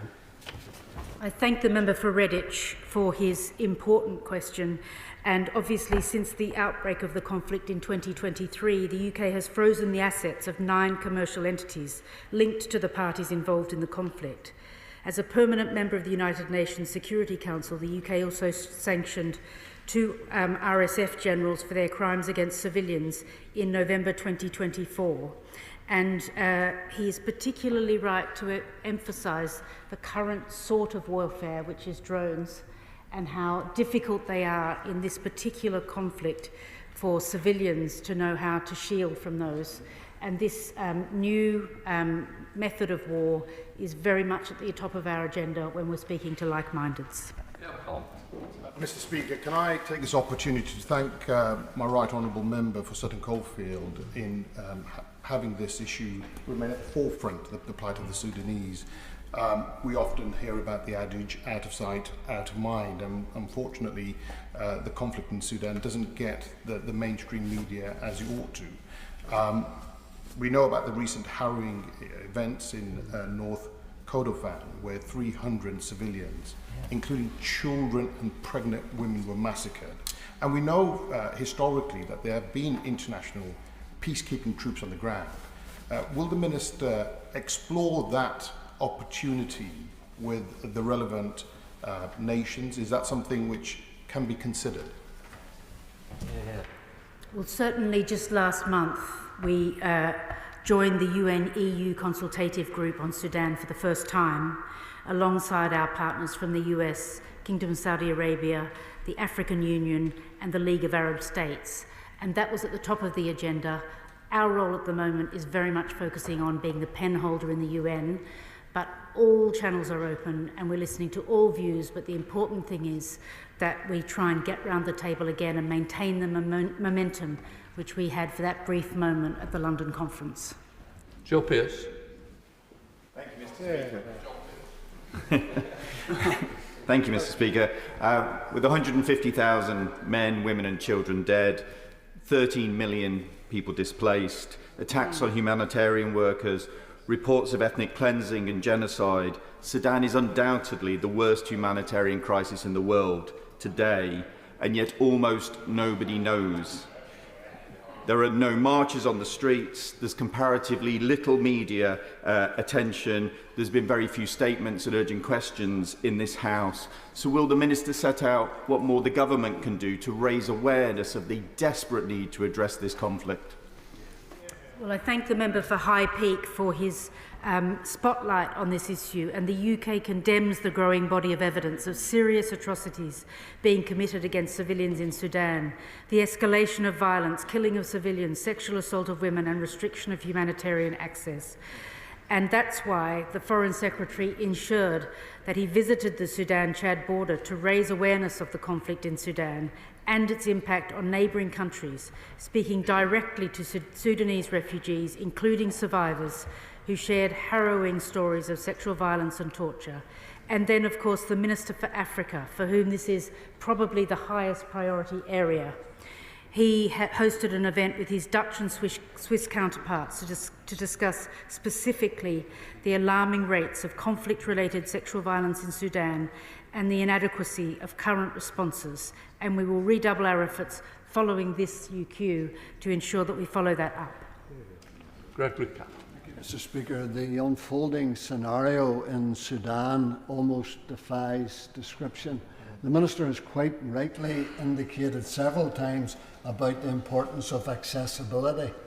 And does she agree with me that in order for accessibility to work in terms of aid and resources and assistance, that needs to be a comprehensive international approach in order to even offer the prospect of hope and delivery within the next few months?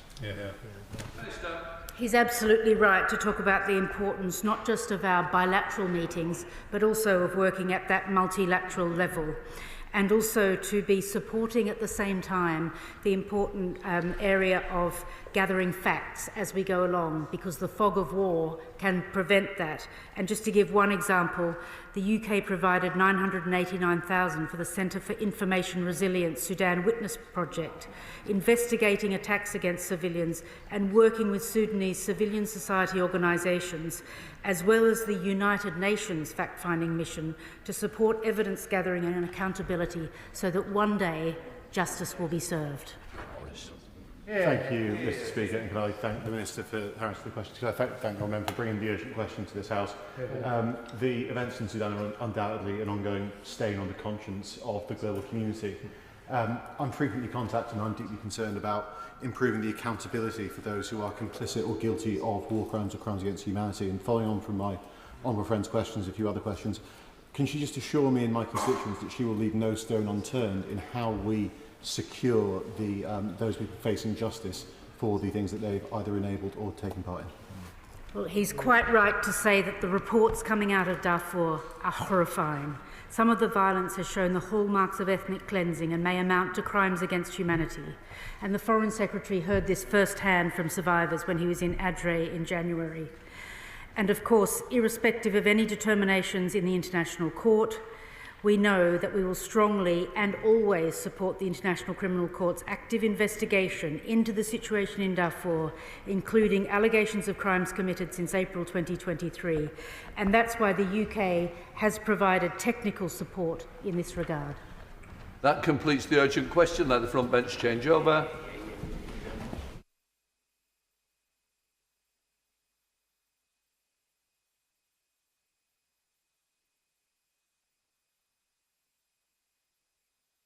We now come to the statement. Minister Emma Reynolds. Thank you, Mr. Speaker. I'd like to update the House on the content of the Leeds reforms. These reforms encompass the Government's Financial Services Growth and Competitiveness Strategy, which is our 10-year plan for financial services. This plan will make the UK the global centre of choice for financial services investment by 2035, with all parts of the country benefiting from its success, building on our thriving regional financial services clusters around the country. The financial services sector is one of this country's largest and most productive sectors. It is worth 9% of total economic output and provides 1.2 million jobs across the UK's nations and regions. Our strategy will unleash the potential of the sector to catalyse growth, enterprise and opportunity in the rest of the economy. This will mean working people will get better returns on their savings, home ownership will be unlocked for tens of thousands more people, and more businesses will get access to the capital that they need to grow. Mr. Speaker, the Secretary of State for Business and Trade recently presented to this House our modern industrial strategy, in which financial services was identified as one of the key 8 growth-driving sectors that the government will focus on. This builds on the successes of our first year in office, which I am proud to highlight. The fastest growth in the G7 in the first quarter of this year, 4 interest rate cuts, faster wage growth in the past 10 months than the previous 10 years of the last government. The FTSE 100 yesterday at a record high and business confidence at its highest in 9 years. Mr. Speaker, I won't take lectures from those opposite who presided over a situation of 11% inflation, debt rising year after year. Mr. Speaker, our vision is of an active state working in partnership with business, and the Leeds reforms were co-designed with the industry. The Chancellor and I undertook extensive engagement in its preparation, and I was pleased to see financial services firms across the country and the CBI welcome our reforms publicly. Our reforms reintroduce informed risk-taking back into the financial services system to deliver prosperity for working people. We will always ensure financial stability is a prerequisite for economic growth, and we continue to uphold our commitment to the high international standards which underpin the resilience of the global financial system. Mr. Speaker, I'll briefly set out the details of our package to the House. Firstly, the government is delivering a competitive regulatory environment to attract investment and drive growth. We have set out plans to deliver the most significant reform to the Financial Ombudsman Service since its inception, ensuring that it no longer acts as a quasi-regulator and returning it to its original purpose as an independent, impartial dispute resolution service for complaints between consumers and financial services firms. We are also streamlining the senior managers and certification regime to reduce the burdens imposed on firms by 50% and reduce approval times. And we have tasked the FCA to report back by September on how it plans to address concerns about the application of the consumer duty for firms primarily engaged in wholesale activity. Secondly, our reforms unlock capital for investment into our infrastructure and our businesses. We are doing this by supporting the Bank of England's changes to MREL, the minimum requirement for own funds and eligible liabilities, and confirming our approach to Basel 3.1, implementing lower capital requirements for domestically focused banks from January 2027, while preserving flexibility on our approach for international banks to ensure that the UK remains competitive while aligning with international standards. We are also committing to meaningful reform to ring fencing, while maintaining the aspects of the regime that support financial stability and protect customer deposits.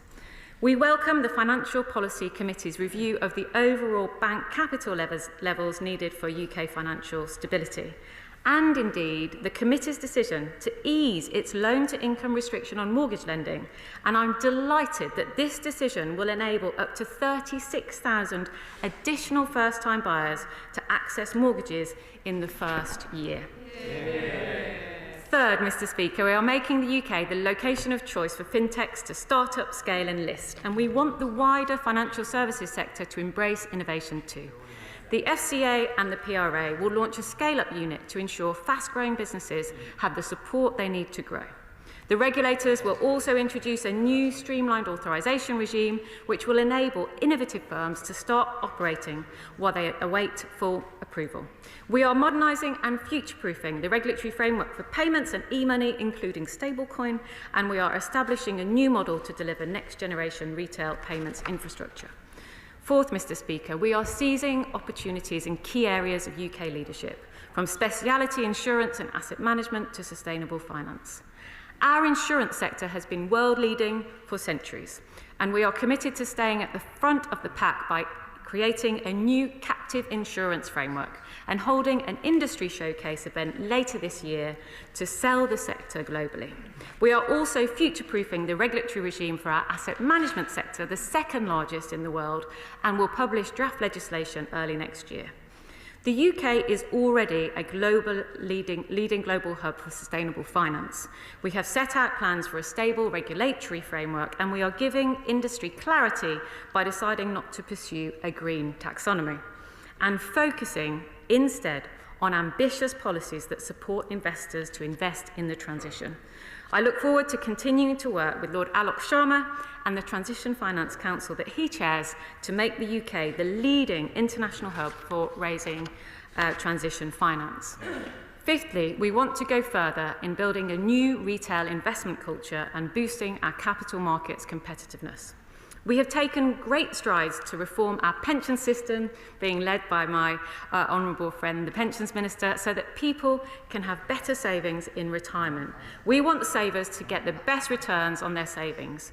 For too many, their money is not working hard enough, and for too long, advice on investments have been the preserve of only the wealthiest in society. To address this, the Chancellor has announced the biggest reform of the financial advice and guidance landscape in more than a decade, and the introduction of targeted support in time for the new tax year. And the Chancellor and I welcome the steps being taken by industry, and I'd like to say a particular thank you to Chris Cummings of the Investment Association to helping consumers engage with investing and the work that he is leading. We are also considering reforming the ISA system to ensure better outcomes for both savers and the UK economy. We are allowing long-term asset funds to be held in stocks and shares ISAs next year. This will allow more individuals to invest in assets that will support the UK's future success while seeing better returns on their savings. To ensure our capital markets support British business, we are also announcing a new listings task force with the Office for Investment to attract world-leading businesses to IPO in the UK. And we are publishing both a wholesale financial markets digital strategy to harness innovation, as well as our ambitious design for Digit, the digital gilt instrument pilot. Finally, we are taking steps to enhance the UK's leadership in financial services, ensuring that the UK remains the most open and connected financial centre in the world. We will launch a concierge service, the Office for Investment Financial Services, to attract international financial services firms to invest in the UK and grow their business. And we are further facilitating cross-border activity with the publication of guidance on our overseas recognition regimes and a memorandum of understanding, Mr. Speaker, with the UK regulators on this, which I will place a copy of in the Library of both Houses. In conclusion, Mr. Speaker, through these steps, our government has placed financial services at the heart of our growth mission. Our 10-year strategy is ambitious, the most far-reaching reforms of financial services for a decade, unleashing the fantastic potential of our world-leading financial services sector, backing British businesses, unlocking home ownership for tens of thousands of people across the country, supporting savers to get better returns, and investing in our shared future. Mr. Speaker, I commend this statement to the House. The Minister Morgan. Well, thank you very much, Mr. Speaker, and I'm very grateful to the Minister for advance sight of her statement. Mr. Speaker, there's much in these Leeds reforms, much of which were formerly known as the Edinburgh reforms, that can be welcomed, some details of which the Chancellor laid out in her Mansion House speech last night. So we on this side of the House, Mr. Speaker, will always support reforms to our financial sector that ensures the City of London remains a global powerhouse. But, Mr. Speaker, the Chancellor's rhetoric last night about growth and stability obscures the truth of this government's record of delivery. Inflation is now at 3.6%, the highest in the G7. Growth has all but stalled. Despite yesterday's fanfare for reform, the reality is that having run short on other ideas, the government is now forced to turn once again to the City of London for inspiration. A last throw of the dice, Mr. Speaker, hoping it will provide an engine for growth its policies are stifling. Last night, the Chancellor described her government as a beacon of stability, but let us not forget the actual legacy that was handed over to her. We enjoyed near record levels of employment. Unemployment was at historic lows. Inflation was under control. That is a stable foundation on which this government was handed the keys. Yet, Mr. Speaker, this government now presides over instability. The Office of Budget Responsibility, the OECD, the Bank of England have all sounded the alarm that our growth prospects have collapsed. So when the government claims to be cutting red tape for industry, let us remember that their plan to make work pay would in fact burden employers with over 70 new regulations reminiscent of the 1970s. The Chancellor's talk of unleashing the power of the city comes even as her party threatens to smother businesses in paperwork and expenses. When it comes to proposals for financial services, Mr. Speaker, we on these benches welcome much that gives us sector confidence and clarity. But warm words must be matched by careful delivery. So, Mr. Speaker, on reforms of the Financial Ombudsman Services, there is agreement that the FOS should return to its impartial roots as a fast and effective dispute resolution service and not a quasi-regulator. But when so many businesses and consumers are awaiting clarity, can the Minister confirm whether these changes will limit the FOS's power to make backdated legal determinations? And what impact will these reforms have on ongoing legal proceedings, such as the crucial car finance case before the Supreme Court? Turning to streamlining the approach of the FCA and the PRA, this may remove unnecessary friction, but we must ensure this doesn't become window dressing while critical challenges remain. The FCA and the PRA must accept that stability in the markets isn't the only way to deliver growth. Both their objectives must be aligned and equally ambitious in their drive for reform. Mr. Speaker, turning to ISAs, the Chancellor trumpeted reforms to ISAs, including new rules for long-term asset funds, something we welcome if it broadens access to higher return assets for ordinary savers. But, Mr. Speaker, there is still no certainty on the future of the cash ISA. Without clarity here, the government risks undermining its own ambitions to promote home ownership and inclusive investment, one trumpeted again by the Chancellor during her Mansion House speech last night. And on capital and investment policy, we welcome MREL reform, a change I championed during the recent passage of the Banking Resolution Recapitalisation Act. This will help challenger banks compete and expand lending. Moving on, the government's review of ring-fencing rules is cautiously welcome, but will the government confirm that all options are being considered, including alignment with the US and EU, which, as the Minister knows, never implemented ring-fencing rules? And, Mr. Speaker, more broadly, the history of the last Labour government reminds us that good intentions are never always enough. The Financial Services and Markets Act 2000 that the then Chancellor introduced, and introduced a tripartite system, was well conceived but badly implemented, contributing to the events of the 2008 financial crisis. It falls on this government now to demonstrate that they will not repeat those mistakes again. And finally, Mr. Speaker, at Mansion House last night, the Chancellor missed a crucial opportunity to be straight with the British people and rule out further tax rises. Yes. So I ask the Minister today, will she guarantee that working families and businesses will not face more tax increases? Will she rule out any further surprise raids on the British taxpayer? Britain's financial services sector has always thrived when reforms are clear. The test of these reforms will come when the full details emerge. But ultimately, growth will only come when the Chancellor realises that hard-working people and businesses across this country are the real engines of economic growth. Thank you, Mr. Speaker. Minister. Thank you, Mr. Speaker. Well, half of that was all right, I suppose. Can I say, I do actually want to start constructively and thank him for his welcome to some of the reforms and answer some of his specific details before I come to the wider points. So, on the Financial Ombudsman Service, we have set out in great detail what we are going to do. Some of the changes require primary legislation that he'll be aware of. We are proposing an absolute time limit of 10 years. However, with discretion for the FCA to give longer periods in the case of products with a longer lifetime. I can't comment on the ongoing issue on car finance. He'll know that is working its way through the courts. He talks about the different objectives that the regulators have.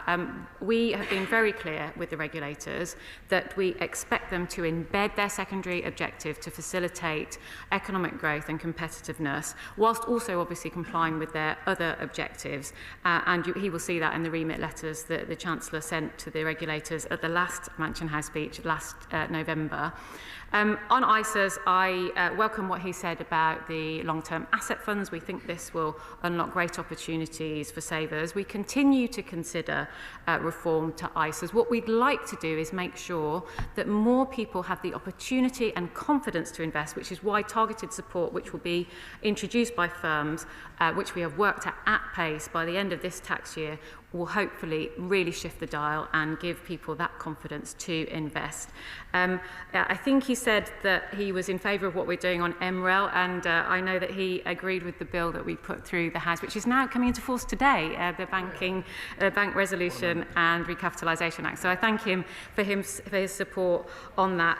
On ring fencing, we have detailed which areas we're going to look at. I'm happy to write to him further, but one area, for example, is sharing resources across the ring-fenced and non-ring-fenced part of banks, for example, but we want to ensure that we strike the right balance here between growth and stability. His points about economic stability, Mr. Speaker, I will take no lessons from the party opposite, I hate to say, where we had inflation at 11%, people paying extremely high mortgage rates, debt rising year after year. The only thing that was stable under their government was wages that were flatlining. Chair of the Select Committee, Meg Ilya. And I thank the Minister and look forward on the Treasury Committee to talking to her or interrogating her about the detail of this as we look at it as the detail emerges, and her and the Chancellor indeed.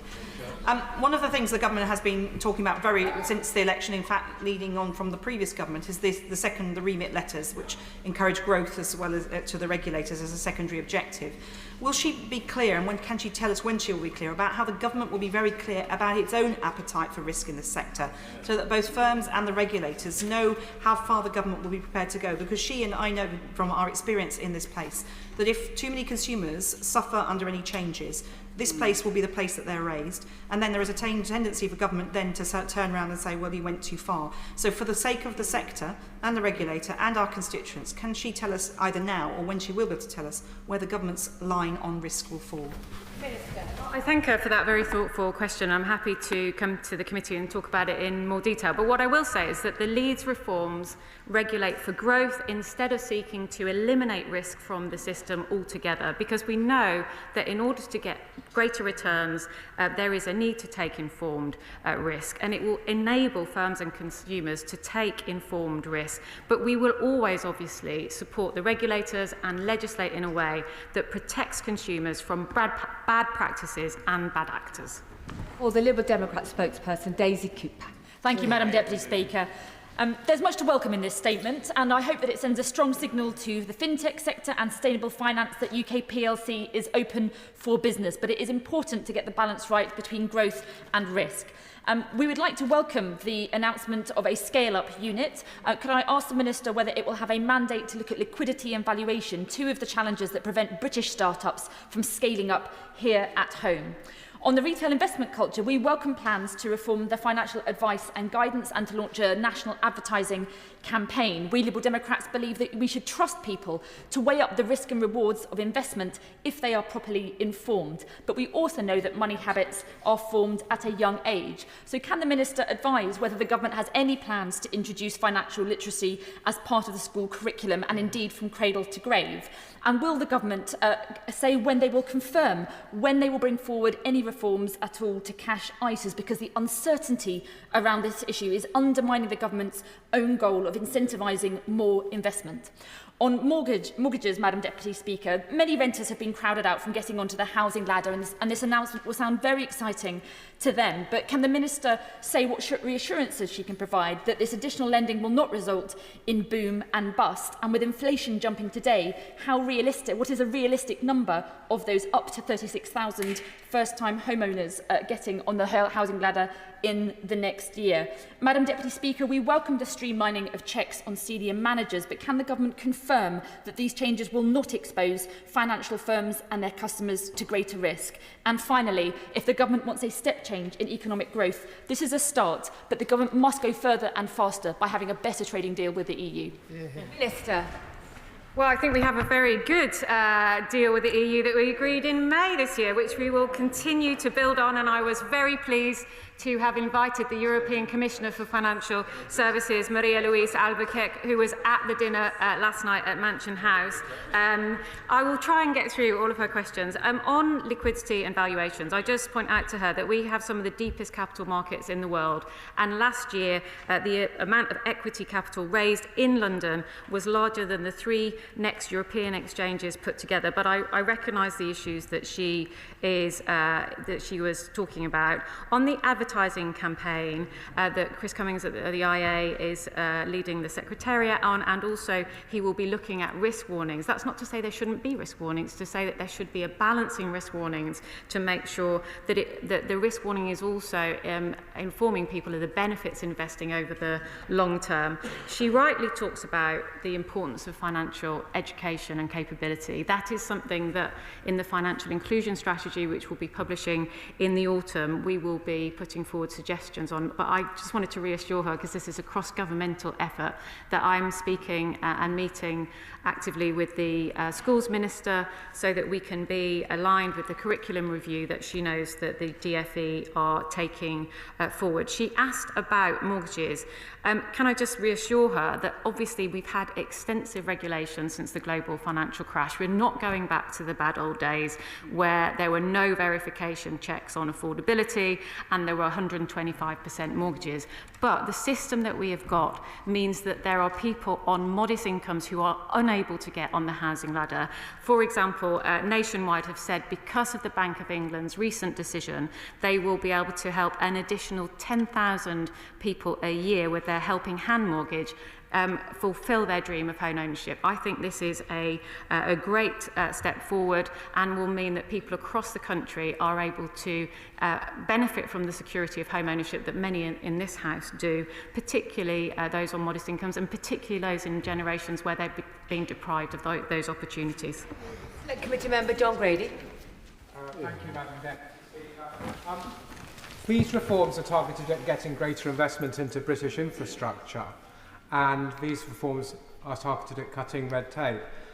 Would my honourable friend agree with me that it's a little bit rum for parties opposite to criticise our government for introducing red tape when they voted against the Planning and Infrastructure Bill, which creates investable projects that people can invest in and gets houses, which are a key restraint for house price inflation? I couldn't agree with him more, and we are intent on building the 1.5 million homes that we promised at the election. And I'll remind the chuntering gentleman opposite, honourable gentleman, that in fact the OBR, even before we had the Planning and Infrastructure Bill, the first stage of the planning reforms, the OBR have scored to be the largest increase in GDP by the end of the scorecard of any non-fiscal lever in its history. Dame Harriet Baldwin. Thank you, Madam Deputy Speaker. And the Economic Secretary may want to have a look at Hansard and just make sure that she got the right soundbite into the record about the 10 months of wage growth and the comparison, because my understanding is that indeed wage growth was slow after the financial crash.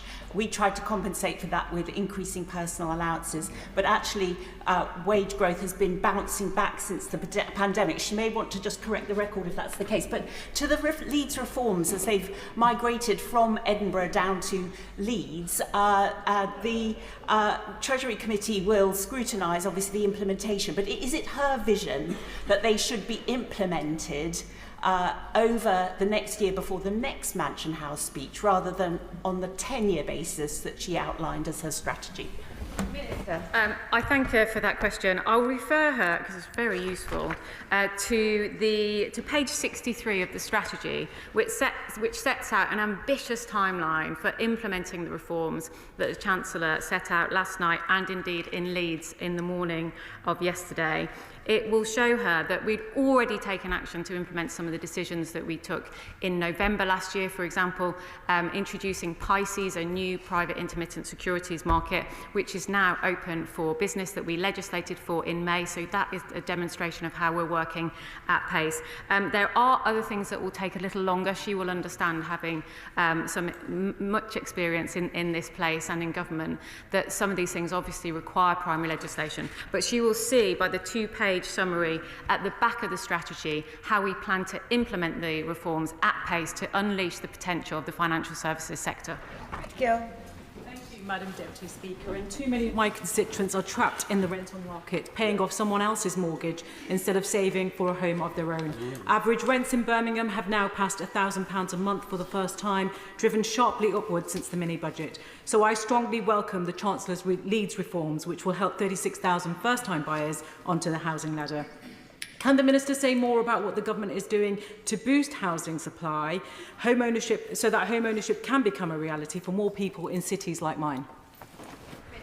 I thank her very much for that question. As my honourable friend said previously, the package that we announced yesterday, announced by the Bank of England, but also the FCA's discussion paper, go to the heart of making sure that we have the right balance here between ensuring people have affordable mortgage products, but also ensuring that they are accessible to more people up and down the country. But as she'll know, and she's referring to, I'm sure, the Planning and Infrastructure Bill and some of the other planning reforms that we've set forward on some of the most ambitious planning reforms for a generation, and they will unlock the potential for those homes to be built so that we can get more and more first-time buyers onto the housing ladder. Select Committee Member John Glenn. Thank you, Madam Deputy Speaker. I warmly welcome the Leeds reforms. They build on many of the things that were done in the previous administration, but they do build on them. And I acknowledge, in terms of the consumer-facing changes on mortgages, on ISAs, and the aspiration to get more people investing, they are very positive things.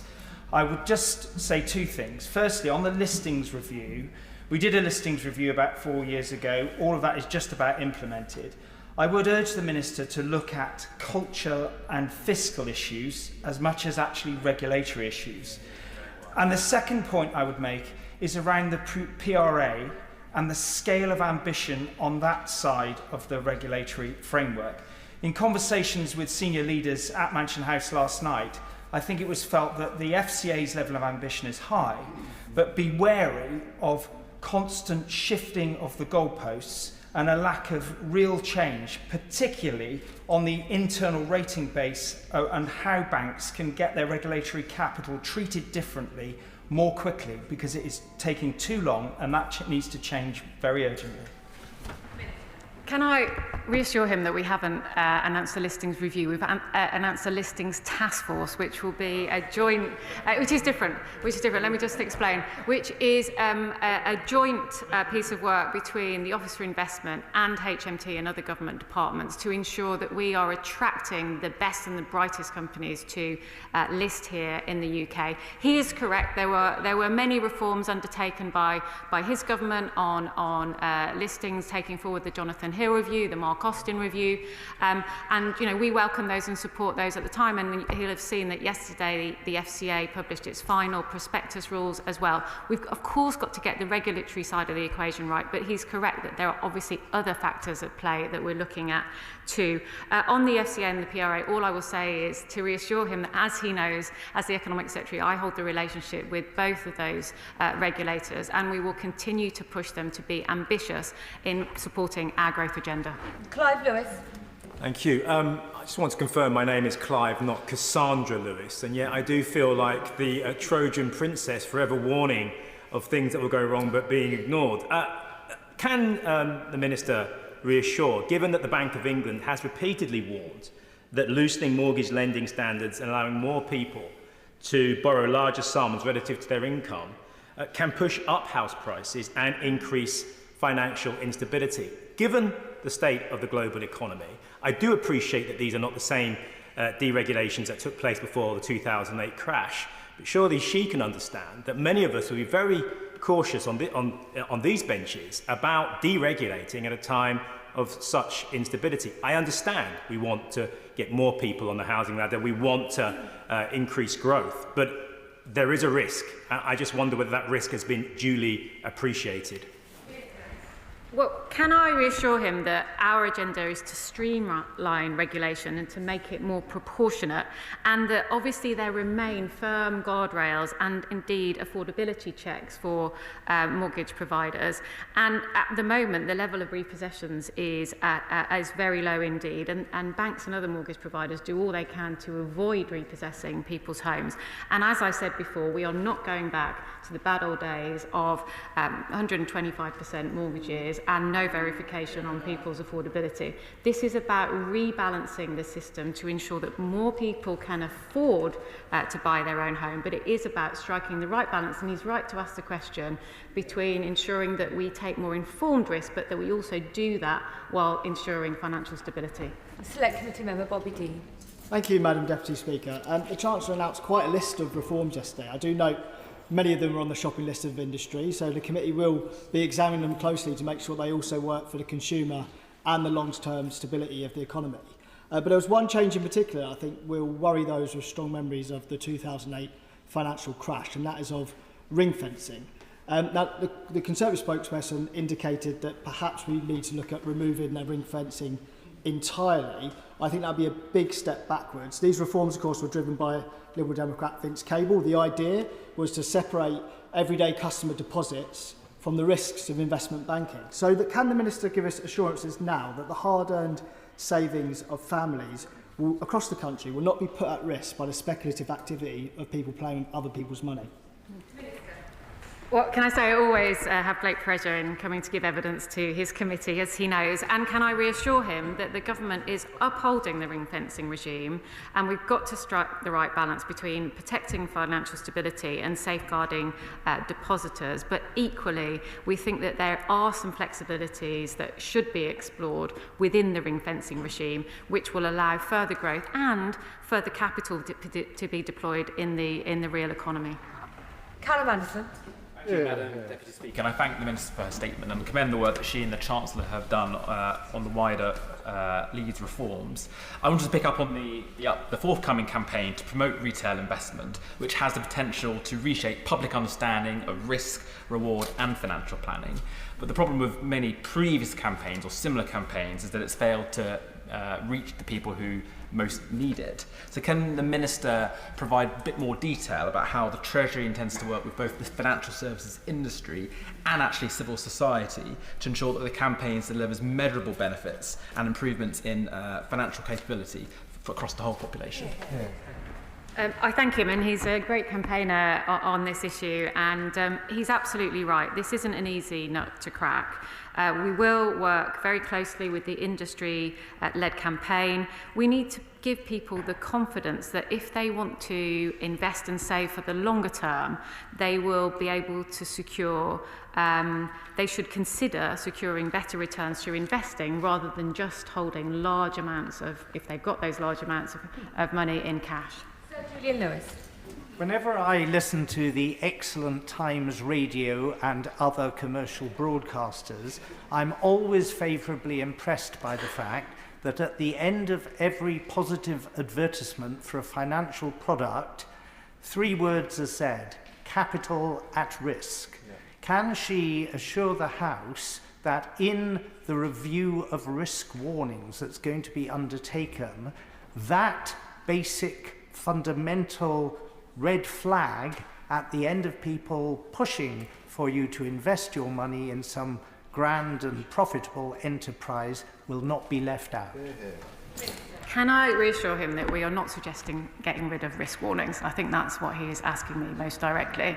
But one of the investment platforms did some research about the wording of risk warnings, and he'll probably know that there's quite a gender gap here between men who, if you look at the figures from the Financial Conduct Authority's Financial Lives Survey, that more men have the confidence to invest than women, for example, and there are other demographic factors too. What we want to do is give people the option and the confidence to invest, but of course there will always be risk warnings. But there is a risk if over the long term you hold all of your savings in cash due to inflation, as he'll know.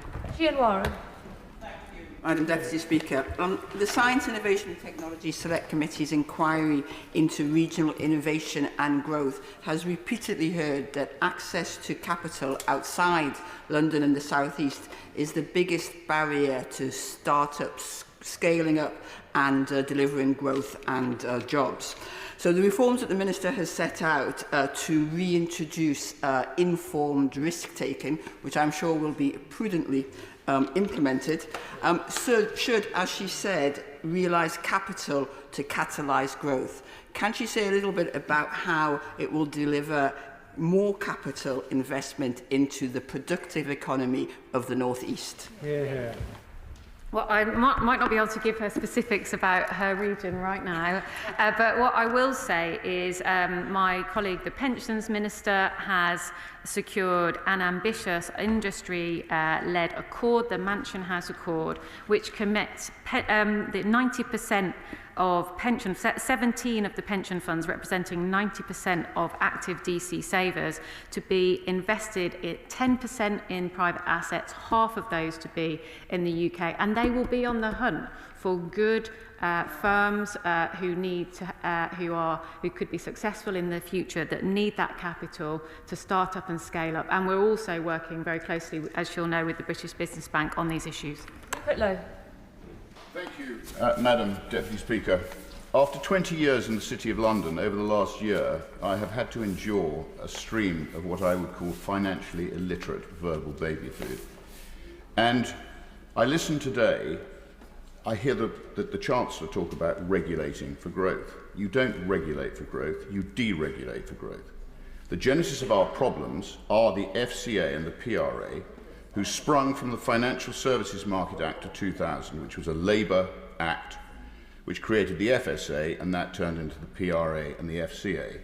Those two organisations have shut the City of London down. We are now a shadow of our former selves in terms of raising global capital, and I heard you say the opposite. Mr. Hurd, there's no you. Please be seated. You heard the... Please be seated. Please be seated. Sorry? Seated. I'm on my feet.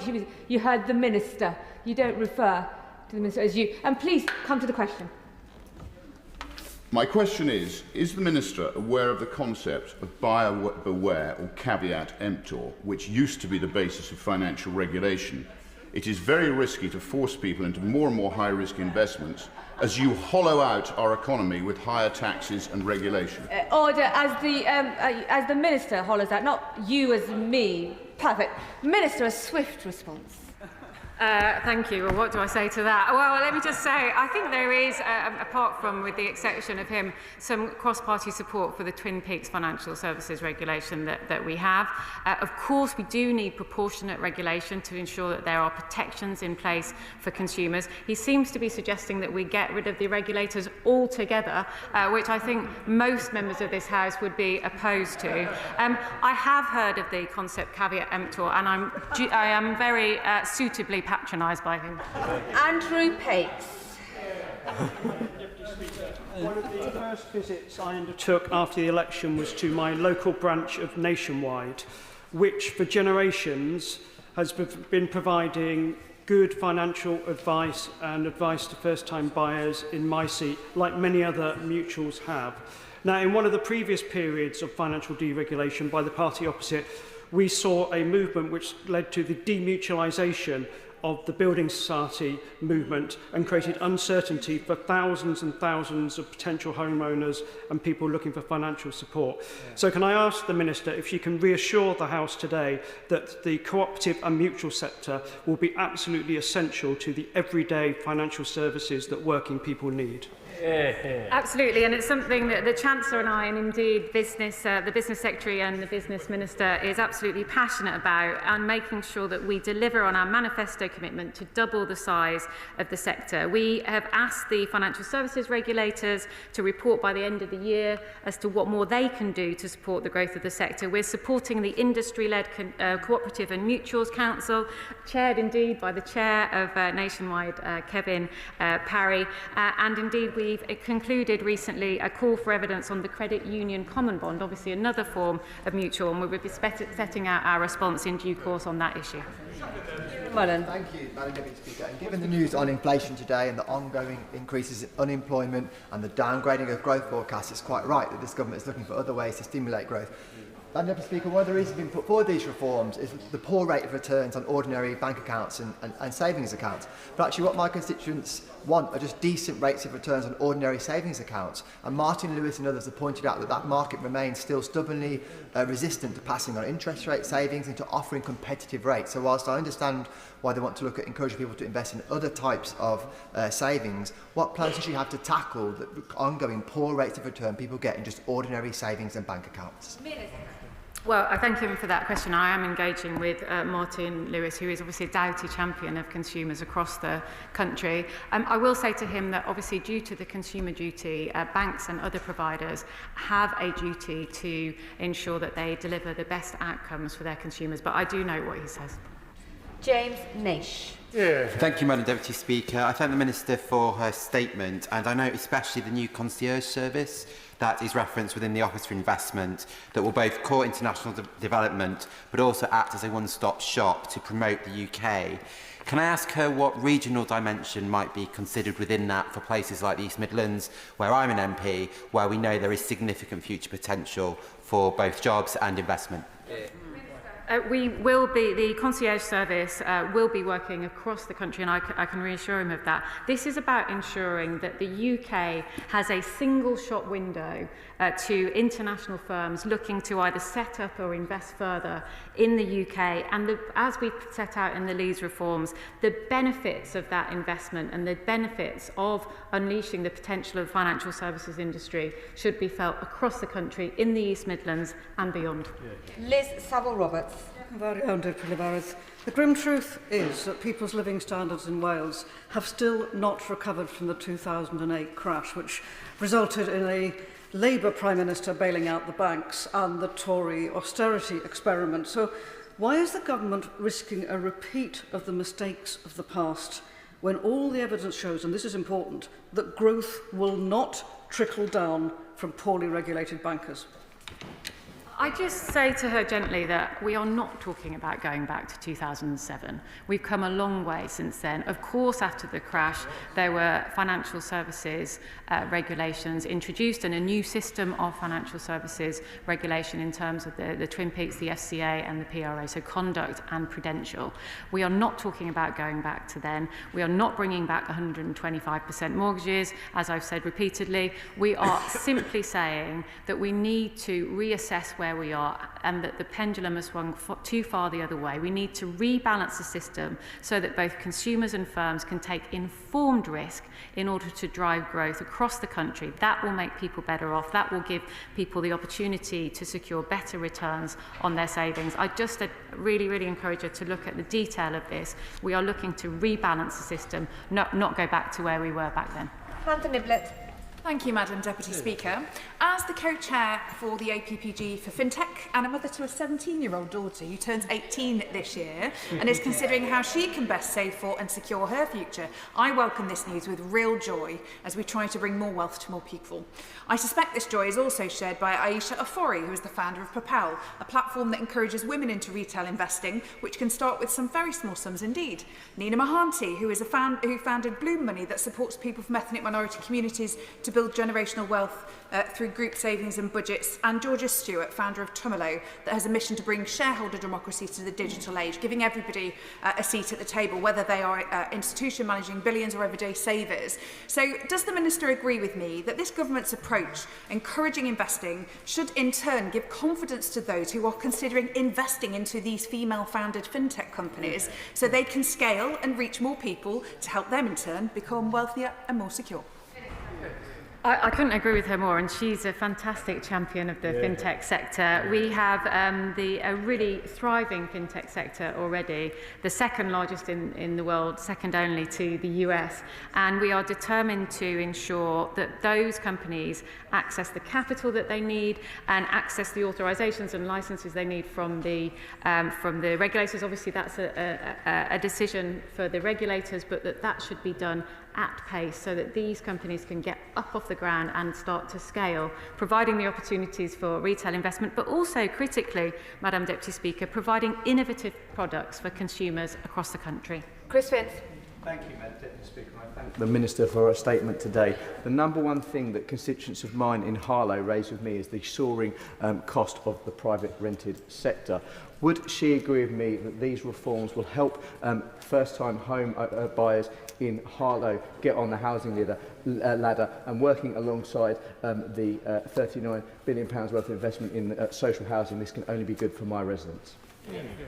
Absolutely, I couldn't agree more with my honourable friend. We want to ensure that the dream of home ownership is expanded across the country, including in his own constituency of Harlow. The estimate is, because of the reforms that we're taking forward, and there will be more to come, that 36,000 new first-time buyers will be able to buy their homes in the first year of this reform being in place. Gregory Campbell. Thank you, Madam Deputy Speaker. The Economic Secretary in the statement alluded to the FTSE yesterday being at a record high. She is right, although it is the case that many international indices, whether in the US, the Far East or Europe, are also at record highs since the April low. But she also alluded to the cash ISA problem. Would you agree with me on what is going to be done to instil confidence amongst the wider public who hold money in cash ISAs but are very reluctant and fearful of investing even in lower risk collective investments that over the longer term would produce much better returns than cash ISAs, which are subject, as she rightly says, to inflation? Yeah, I thank him for his very thoughtful question, and we're doing a number of things. The first is working at pace with the FCA to ensure that we have targeted support in place by the end of the tax year so that it's in time for the new ISA season in April next year. We are looking at the risk warnings and also the industry-led campaign on advertising the opportunities of investing, and so we are doing all that we can, and it's good that we've got honourable members on different sides of the House who are supporting us in this. Obviously, different people will be at a different stage in their journey in life, and if people are retired, they may not want to invest in the stock market. I can understand that from their perspective. They need more readily available cash, but people who are younger or middle-aged, I don't know where I fall into that category, but will thank you, will, if they're able to, even put a small amount away to invest in their future. And it really concerned me recently that there was a report suggesting that many people didn't know that their pensions were invested in the stock market, and that's how they get better returns in their retirement. So there's a huge campaign that we need to run together with the private sector to educate people about the opportunities and give people the confidence to invest. But at the end of the day, obviously, it will be down to people how they choose to invest. Josh Fenton-Glynn. Deputy Speaker, I welcome the Leeds reforms today, like many of the best things. They started in West Yorkshire. But that actually underlines... I see that they're still trunching from a sedentary position. But actually it undermines an important point, which is that financial services aren't just the preserve of the City of London, but the preserve of communities around the country, including many of my Calder Valley constituents who work for Lloyds Bank. And can the Minister just agree with me that one of the most important things that we can do to grow the economy is to focus on things that this country does well, including our financial services? Absolutely right. And we were at Lloyds Banking Group yesterday in Leeds, where Lloyds in the wider region in Leeds, but also the wider region employ thousands of people. There are some great opportunities here in the sort of establishment firms, but also, as my honourable friend for Mid-Derbyshire was talking about, some of these new firms that are outside of London as well that are growing and providing innovative products. I was in Scotland recently talking to a group of Fintechs about the support they're getting there to work closely with some of the banks in Scotland to drive further investment into fintechs, and that collaboration between the more established players and the new players is really, really positive to see. Final question, Chris Bloom. Thank you, Madam Deputy Speaker, and I commend the Minister for her statement. And listening to my neighbour from Worcestershire, charismatic neighbour from the front bench, as charismatic as he is, I don't think he convinced me that a record of 11% inflation, a £200 increase in our mortgage payments, and a revolving door of Prime Ministers and Chancellors is a record to be particularly proud of. But my question is about the 29 million people in this country who have deposits in low yielding current accounts. Whilst people who invested in the stock exchange over the last 10 years saw yields of 9%. Madam Deputy Speaker, Minister, how do we convince and educate those customers to give them the confidence to be able to reveal much better outcomes from their investments? Well, it's similar to what the Honourable Gentleman asked a little earlier. I think we need to demonstrate, there's been lots of different research, but AJ Bell did some research recently that if people had put £100 a year for the last 25 years into ISAs, they'd be better off if they'd invested in a stocks and shares ISA than a cash ISA, and it's perhaps showing people that sort of evidence. Obviously, the stock market can ebb and flow and fluctuate, but if people are saving for the longer term, then they should certainly consider investing, and that's what the industry-led campaign will look at, how we can advertise the benefits of. Of course, there still will be risk warnings, but we need to ensure we get the balance right here between telling people that there are risks, but also telling people that there are great benefits of investing too. That is the end of the statement on financial services reform. And as colleagues... Point of order, David Simmons. Thank you, Madam Deputy Speaker. May I seek your guidance? The NHS announced yesterday morning the closure of the Mount Vernon Hospital minor injuries unit in my constituency, which also affects the members for Beaconsfield, South West Hertfordshire, Hertsmere, Harrow East and West, Uxbridge and South Ruislip and Hayes and Harlington. Now, this decision flies in the face of the 10-year plan for the NHS announced to this House recently. But my letter to the Secretary of State about the matter of the 24th of April has gone completely unanswered. So how, particularly given the impending recess, can I place my concerns on the record and hold ministers accountable for this action? I am grateful to the honourable member for giving notice of his point of order. The Chair is not responsible for ministers' replies to correspondence from honourable members, but colleagues in all parts of the House are entitled to expect a timely response to their letters, especially from ministers on constituency matters. He has put his point on the record, and I'm sure that the Treasury front bench will have noticed his remarks and will pass that on forthwith. Point of order, Zara Sultana. Madam Deputy Speaker, I seek your guidance regarding the accuracy of the official report in Hansard. In my speech on Wednesday, the 2nd of July 2025, during the debate on prevention and suppression of terrorism, I said the words, and I quote, "We are all Palestine action."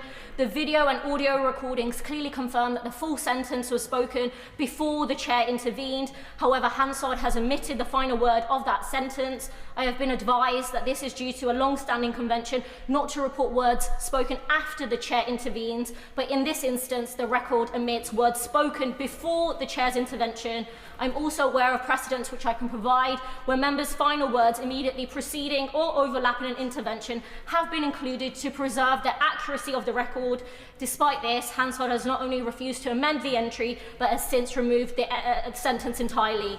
This blatant attempt of censorship and rewriting the record is deeply concerning and undermines the integrity of the official report. Can you therefore advise me and the House, Madam Deputy Speaker, on whether there are formal mechanisms to challenge omissions of this kind, reinstate the accurate record, and ensure that Hansard fulfills its duty to provide a full and accurate record of proceedings in this House?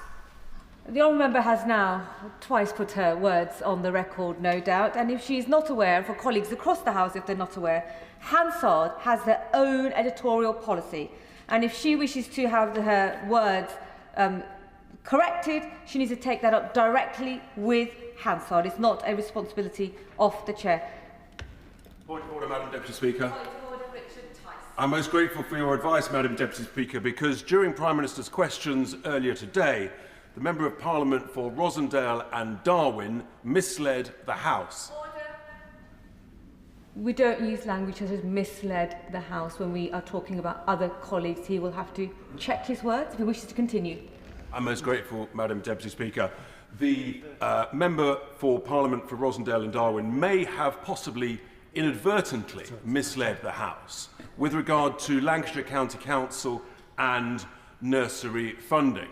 The reality is that, unfortunately, because of that, Madam Deputy Speaker, the Prime Minister gave an answer based on that possible inadvertent misinformation. The truth, Madam Deputy Speaker, is that Lancashire County Council is carrying out a statutory consultation as to whether to follow the example of Labour-controlled councils, such as at Blackburn and Blackpool, as to whether to have a small, modest processing fee. The Honourable Member will no doubt have already contacted a member that he referenced in the chamber. If not, I will no doubt that he will do so forthwith. Now, if only the Chair was responsible for the content of members' questions and answers, but unfortunately the Chair is not responsible for the content of answers or questions that members provide, and no doubt that he has now put his words on the record. He'll get a response privately.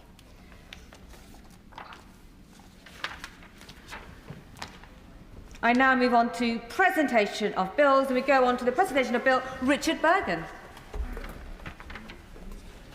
Thank you. International Court of Justice Advisory Opinion on Policies and Practices of Israel, Sanctions and Other Measures Bill. Second reading what day? Friday the 12th of September. Friday the 12th of September. No. Thank you.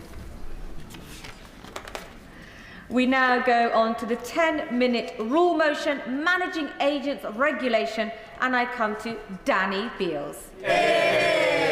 Madam Deputy Speaker, I beg to move that leave be given to bring in a bill to establish an independent regulator of managing agents, to make provision about the powers and duties of the independent regulator, to require managing agents to comply with the Code of Practice, and to make provision about that Code of Practice, to make provision for a licensing scheme for managing agents, to make further provision about the regulation of managing agents and for connected purposes. Labour governments, past and present, have been underpinned by a motivation to stand up for the voiceless, those let down by broken systems, and disempowered to take control over their own circumstances. I present this bill to the House today because the failure to regulate managing agents has rendered leaseholders, ordinary, hard-working people, voiceless, let down and disempowered. This government's commitment to end the broken leasehold system is a welcome pledge for many, including leaseholders in places like my constituency of Uxbridge and South Ruislip. Many have long been held hostage by exploitative management companies. Now, with this bill, we have the opportunity to take a further step forward in rebalancing the system, improving management standards and empowering leaseholders to hold their managing agents to account. This bill would establish a new independent regulator of managing agents. It would require managing agents to have mandatory qualifications. They would have to pass a fit and proper person test, and the regulator would be empowered to impose continuing personal and professional development requirements. This would be underpinned by a clear code of practice set in statute, which leaseholders would have clear sight and knowledge of. This bill would provide legal obligations and create a mechanism for redress for concerned leaseholders. The regulator would have power to enforce compliance against managing agents and ultimately remove them from the register of regulated agents. This would all be funded by firms and individuals which are regulated themselves. These are reasonable and sensible steps forward. Colleagues across this House have highlighted the plight of constituents who are falling victim to unregulated managing agents, laying bare the failures of the current system. From Basingstoke to Brighton Kemptown, and thank you to my honourable friends from these constituencies for their support and advice on this bill. In my own constituency, I've been supporting residents at Union Park, for instance, in Cowley. In this development, the developer walked away and residents are being presented with a bill of £100,000 by their managing company, Ringleys. Communal boilers have been left broken for 2.5 years, leaks under the floorboards remain unfixed. And whilst my team and I continue to support and advocate for these residents, the reality is without a proper regulator and a regulatory framework, managing companies like Ringleys, appointed by the freeholders, remain free to provide inaccurate customer service, charge extortionate fees without justification, and continue to ignore residents. They seemingly serve vested interests, not the leaseholders who pay their fees. And I'm proud to be a member of the Labour for Leaseholders group, working with honourable friends that advocate for leaseholders in our constituencies and putting pressure on managing companies to do better. But it is clear that we need a clearer, robust legislative and regulatory framework like the one suggested by Lord Best and proposed in this bill here today. Of course, Madam Deputy Speaker, the leasehold system is not new, but the challenges it presents today require the government to act. Without mandatory qualifications and regulatory oversight, leaseholders remain vulnerable to inconsistent service quality, opaque charges, and a lack of recourse when things go wrong. Managing agents are responsible for a variety of complex and very important areas, including health, fire and structural safety, building maintenance, major work projects, and handling building finances and insurance. In leasehold blocks, managing companies hold substantial sums of leaseholders' hard-earned money. The current system, or lack thereof, not only allows but empowers unqualified, incompetent managing agents. This bill is not about extending red tape for red tape's sake. It's about protecting hard-working people and their money. Let me be clear, I'm not attempting to tarnish all managing agents with the same brush. I know that some leaseholders have positive experiences, and the Property Institute, the TPI, the professional body representing 7,000 managers and over 360 managing agent firms, seeks to deliver safe, secure and well-managed homes, and members of the TPI are required to obtain accreditation and follow a customer charter that demands honesty, fairness and openness and transparency. But on my advice surgeries, where I have distressed leaseholders sat across from me, these are not words that they are using to describe their management companies. I welcome the TPI for their work in standing up for leaseholders and their supportive role they've played, both in this bill today and in the government's consultation on leaseholder reform. However, voluntary accreditation system in place of regulation exposes serious failures in the current framework.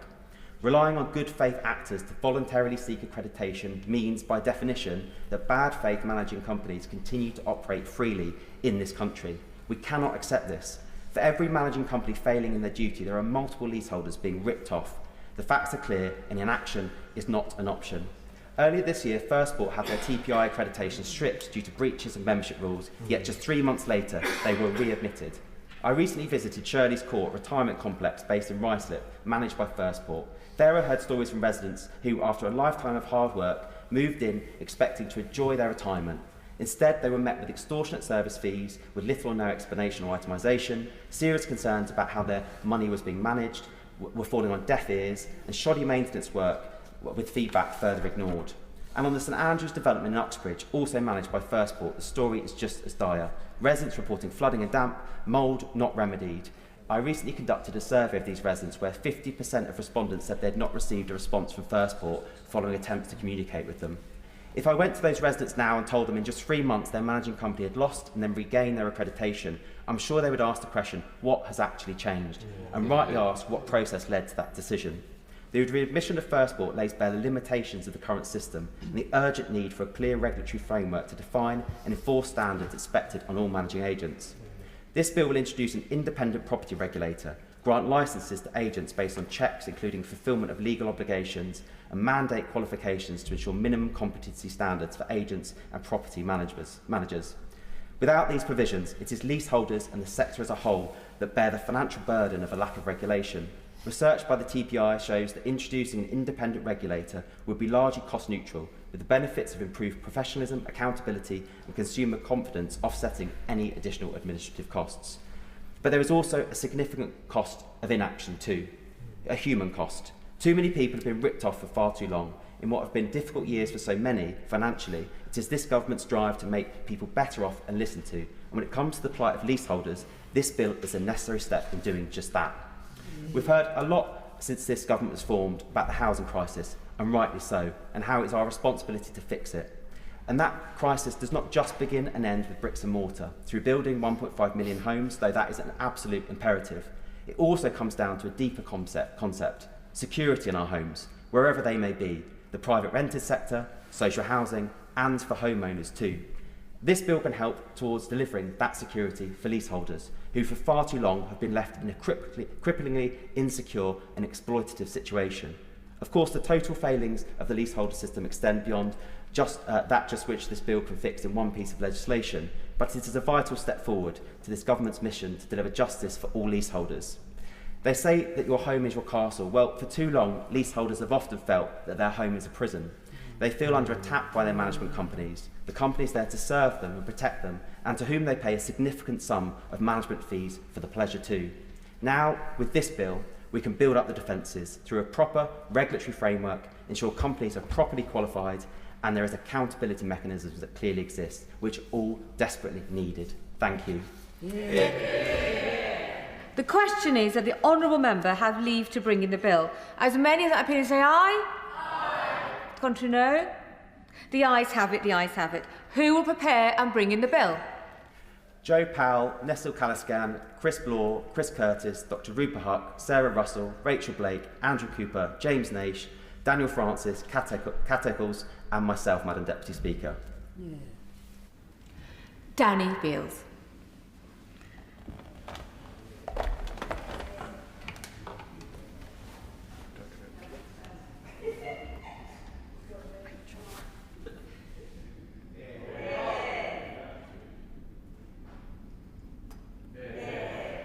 Nice and straight now.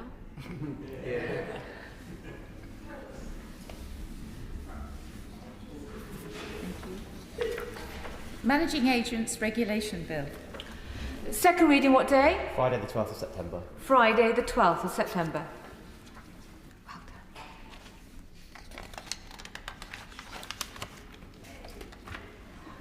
If the front bench are shuffling over, they should do that now very quickly.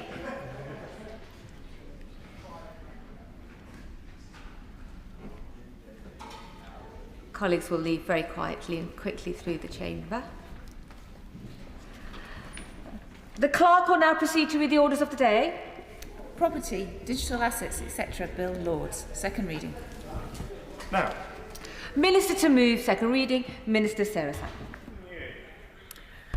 I beg to move that the committee recommends that the Property Digital Assets Bill ought to be read a second time. The Property Digital Assets Bill is a pivotal step in the evolution of our legal system, one that ensures the law remains relevant and preeminent in the digital age. As we set out in our plan for change, this government is fully committed to providing investors and businesses with stability and certainty. This bill will help provide that certainty for people and businesses who own and transact with digital assets. This will help drive economic growth by encouraging innovation, attracting investment and reinforcing the UK's position as a global hub for digital finances and technology.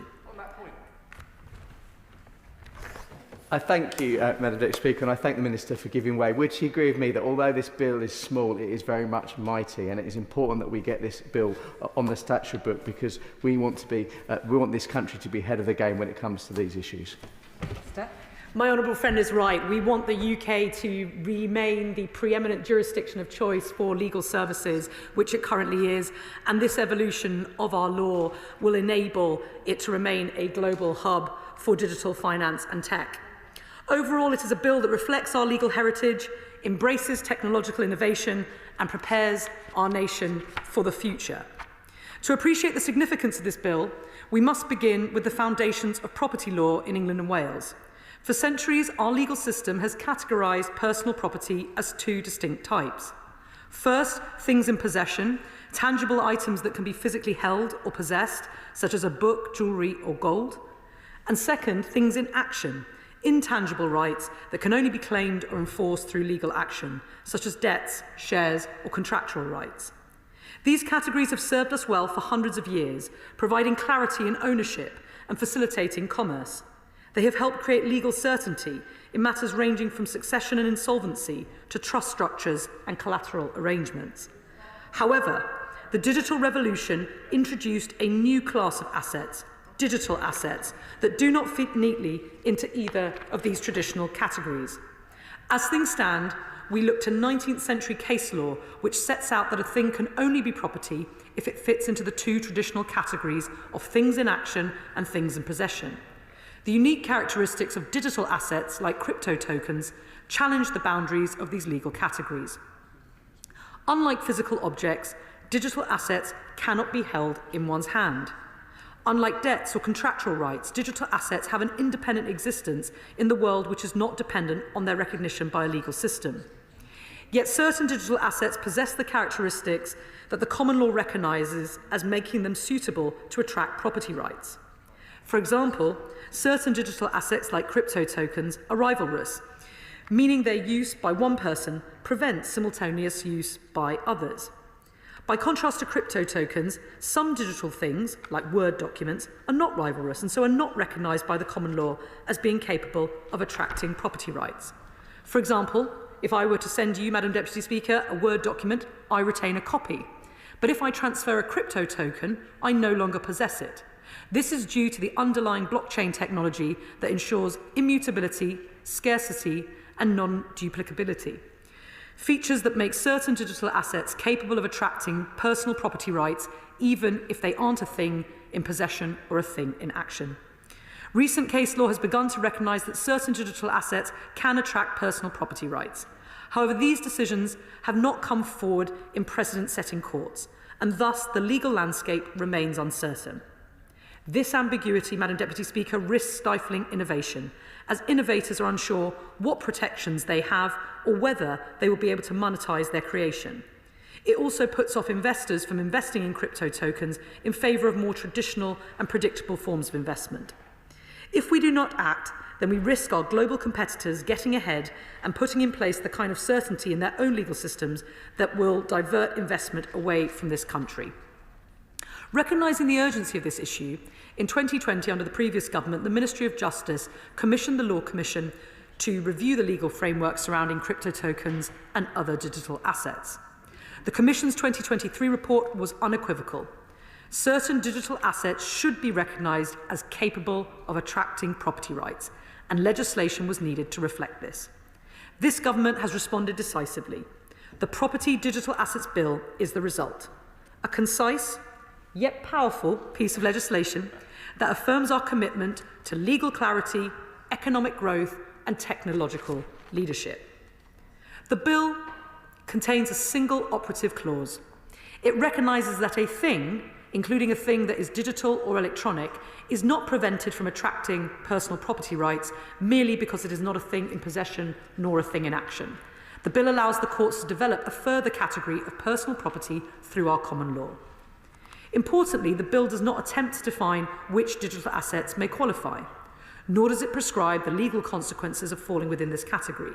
These matters are rightly left to the common law, which, with its flexibility and nuance, is best suited to assess each asset on its characteristics. This is in accordance with long-established common law tests for property. This approach, Madam Deputy Speaker, reflects the strength of our tradition. It capitalises on the adaptability and flexibility of the common law by empowering the courts to apply established legal tests to emerging technologies. This ensures that our legal system remains responsive, relevant, and resilient. We stand today at the intersection of law and innovation, where centuries of legal tradition meet the boundless potential of the digital age. The Property Digital Assets Bill is not just legal reform, it is an important step for our law and for the global digital economy. Because digital assets are here to stay. From crypto tokens to voluntary carbon credits, these assets are reshaping how we transact, invest, and interact. And yet until now, our private law has struggled to keep pace. This bill changes that. First and foremost, the bill provides legal certainty. It confirms that certain digital assets can be recognised as personal property. This is a fundamental shift. It means that individuals and businesses can now rely on clear legal rights and protections when dealing with things such as crypto tokens. This is because certain digital assets can now attract the same legal protection as other forms of property. It means that owners of things such as crypto tokens can enforce their rights if the asset is stolen, whether it is theft, insolvency or inheritance, the law will now stand ready to protect those property rights.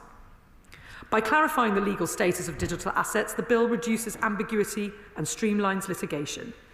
This is because the courts will no longer have to spend time debating whether further categories exist or trying to force digital assets into the traditional categories. This clarity will save time, reduce costs, and ensure fairer outcomes for all the parties involved. The bill, as I've said, also supports our ambition to be a centre of innovation and growth. It encourages fintech startups, scale-ups and global enterprises to choose English and Welsh or Northern Irish law for their transactions, knowing that these legal systems are equipped to handle the complexities of digital assets. The bill thus unlocks practical economic benefits. It assists in allowing digital assets to be included in estates for inheritance and claimed by creditors in insolvency. These capabilities will fuel innovation, support new financial products, and drive economic growth. Crucially, the bill does not attempt to rigidly define every type of digital asset. Instead, as I've said, it allows the common law to evolve, giving our courts the flexibility to adapt to technologies that have not yet even been imagined. This is one of the hallmarks of a progressive, forward-thinking legal system like ours. This bill attracted significant cross-party support in the other place. For example, it was described by Lord Holmes as a short bill, but one with significant impact for the UK and indeed beyond our shores, and as a bill that will send a signal to all those involved in digital assets that London and the whole of the United Kingdom is an excellent place to do business. In the same vein, Lord Sandhurst noted that the bill was small but perfectly formed, and that it will make an important contribution to the development of the law and assist judges and litigants in ensuring that necessary protection is given to activities and things in the digital sphere, which might otherwise fail to be protected. These are not just words of praise, they're affirmations of the bill's importance, its clarity, and its potential to shape the global legal and economic landscape. And as one noble lord remarked during the third reading, the world is watching. And rightly so. We have a proud tradition of legal excellence and a thriving fintech ecosystem, with trillions of pounds in global economic activity expected to be transacted via digital assets by the end of the decade. We must ensure that our legal infrastructure is not only fit for purpose, but fit for the future. This bill is a critical step in realising that potential. Of course, the bill underwent much scrutiny in the House of Lords, and two principal amendments were made. Firstly, the territorial scope of the bill was extended to include Northern Ireland, and we are glad that our laws can be aligned in this area and that the benefits of this bill will be felt more widely. A second amendment was to the bill's long title. This was to ensure consistency between the title and the bill's operative clause. I am certain that we now have the best possible version of this bill before us. The Property Digital Assets Bill is a testament to the strength and adaptability of our legal tradition. It reflects our commitment to innovation, our respect for the rule of law, and our ambition to lead on the global stage. It was described in the Lords as a bill that is future-facing, future-proofing, growth-enabling, groundbreaking, and good for innovation, investment, citizen, consumer, and country. I could not agree more. It is a bill for the future, a future in which digital assets play a central role in our economy, our society, and our lives. By passing this bill, we are not only clarifying the law, we are shaping that future. So let us seize this opportunity. Let us send a clear message to the world that we are ready, willing, and able to lead in the digital age. I beg to move. The question is that the bill be now read a second time, and I call the Shadow Minister, Dr. Kiraman. Thank you, Madam Deputy Speaker. And I rise today on behalf of the official opposition to express our support for the Property Digital Assets Bill. I don't have the benefit of being a learned member like the Minister, so I've personally enjoyed getting to understand what property law looks like in the UK. And of course, this bill, as the Minister said, comes before this House from the other place where it's already received careful and considered scrutiny. I would particularly like to acknowledge the contributions made there by the noble Lord Holmes of Richmond, whose deep expertise in digital and emerging technologies greatly enriched the debate, and by the noble Lord Sandhurst, who rightly described this as a necessary but appropriately constrained measure. Madam Deputy Speaker, this bill is one that both preserves the inherent flexibility of the common law and provides just enough statutory clarity to support continued innovation and legal certainty in a fast-moving world. Recognising the need in 2020, the previous Conservative government asked the Law Commission to examine how the law of personal property should respond to digital assets. The Commission undertook extensive consultation and concluded that some assets defy current classification. In response, it recommended confirming in statute that assets need not be things in possession or things in action to attract property rights, paving the way for a third category of personal property and ensuring our common law can continue to evolve with confidence and coherence. This may be a short bill, but it carries significant weight, not just for the UK's legal framework, but for our global reputation as a leader in digital innovation. As other jurisdictions watch how we respond to technological change, this bill reaffirms the UK's commitment to legal clarity, innovation and economic competitiveness. We have a world-leading fintech ecosystem, and with trillions of pounds in digital asset transactions expected globally by the end of the decade, the UK must ensure it remains at the forefront, supporting innovation, financial inclusion and the future of capital markets. This bill also complements a wider programme of regulatory reform already underway in the UK. Since 2023, firms promoting crypto assets have been subject to the FCA rules, including mandatory risk warnings and a 24-hour cooling-off period for new consumers. Anti-money laundering rules apply, and crypto firms must register with the FCA. In 2025, the government published draft legislation to bring a wider range of crypto asset activities, such as trading platforms and custody services, under full financial regulation. The FCA and the Bank of England are also consulting on new rules for stablecoins, prudential safeguards and the safe custody of digital assets, while the bank explores the future of potential central bank digital currency, the digital pound. These efforts, taken together with this bill, represent a joined-up and forward-looking approach to digital asset regulation in the UK. For centuries, as the Minister explained, the law has recognised two traditional categories of personal property: things in possession, referring to tangible objects like a bar of gold, and things in action, such as debts or contractual rights enforceable only through legal process.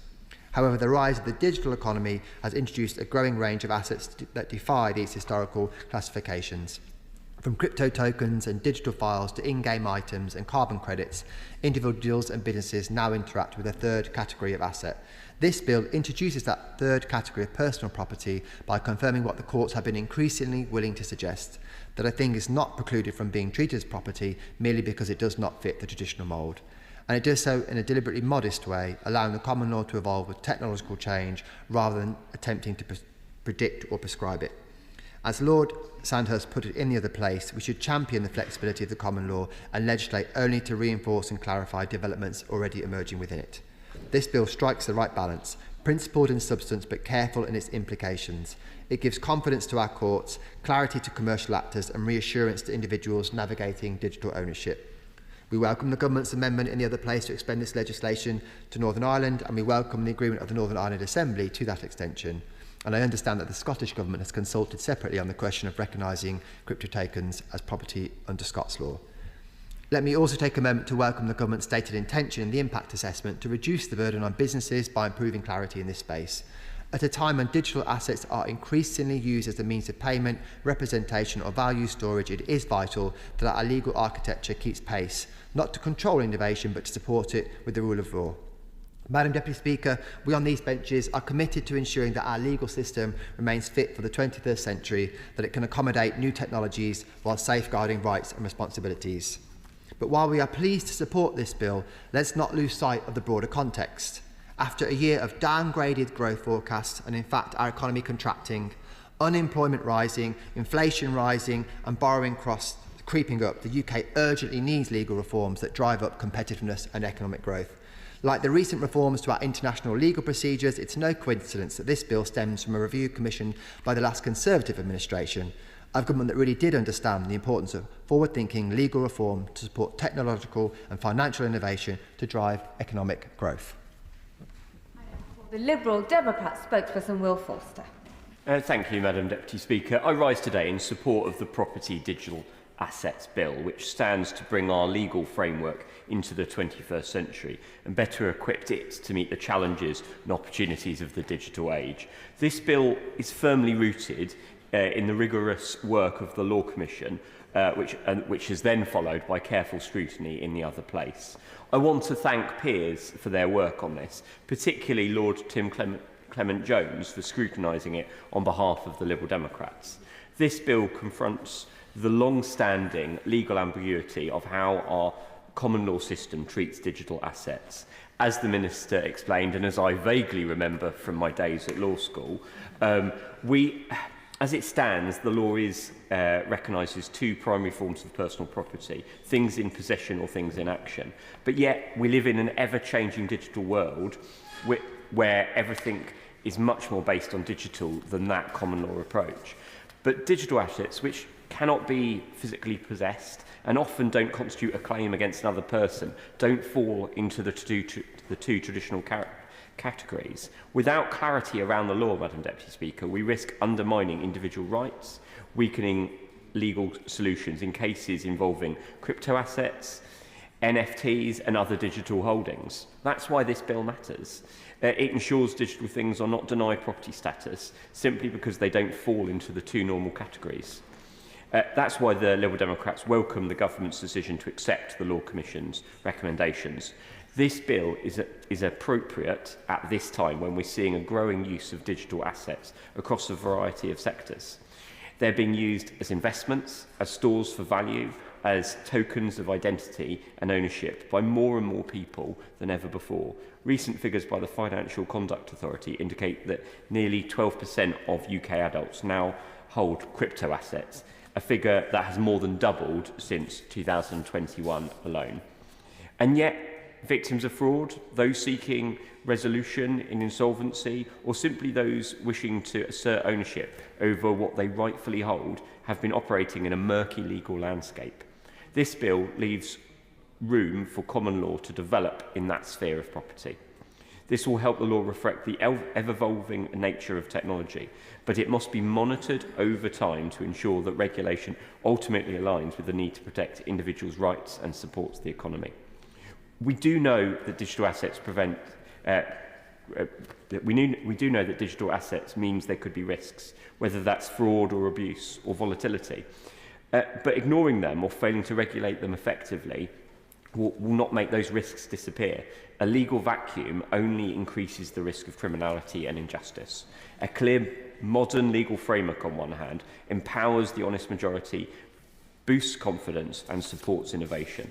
Madam Deputy Speaker, this bill is measured, it's cautious and it's essential. It provides legal clarity, upholds property rights and ensures our laws remain relevant in the digital world. It is supported by the Law Society, by legal practitioners and by the Liberal Democrats. I hope everyone in this chamber supports it. Does the Minister wish to respond with leave of the House? Minister.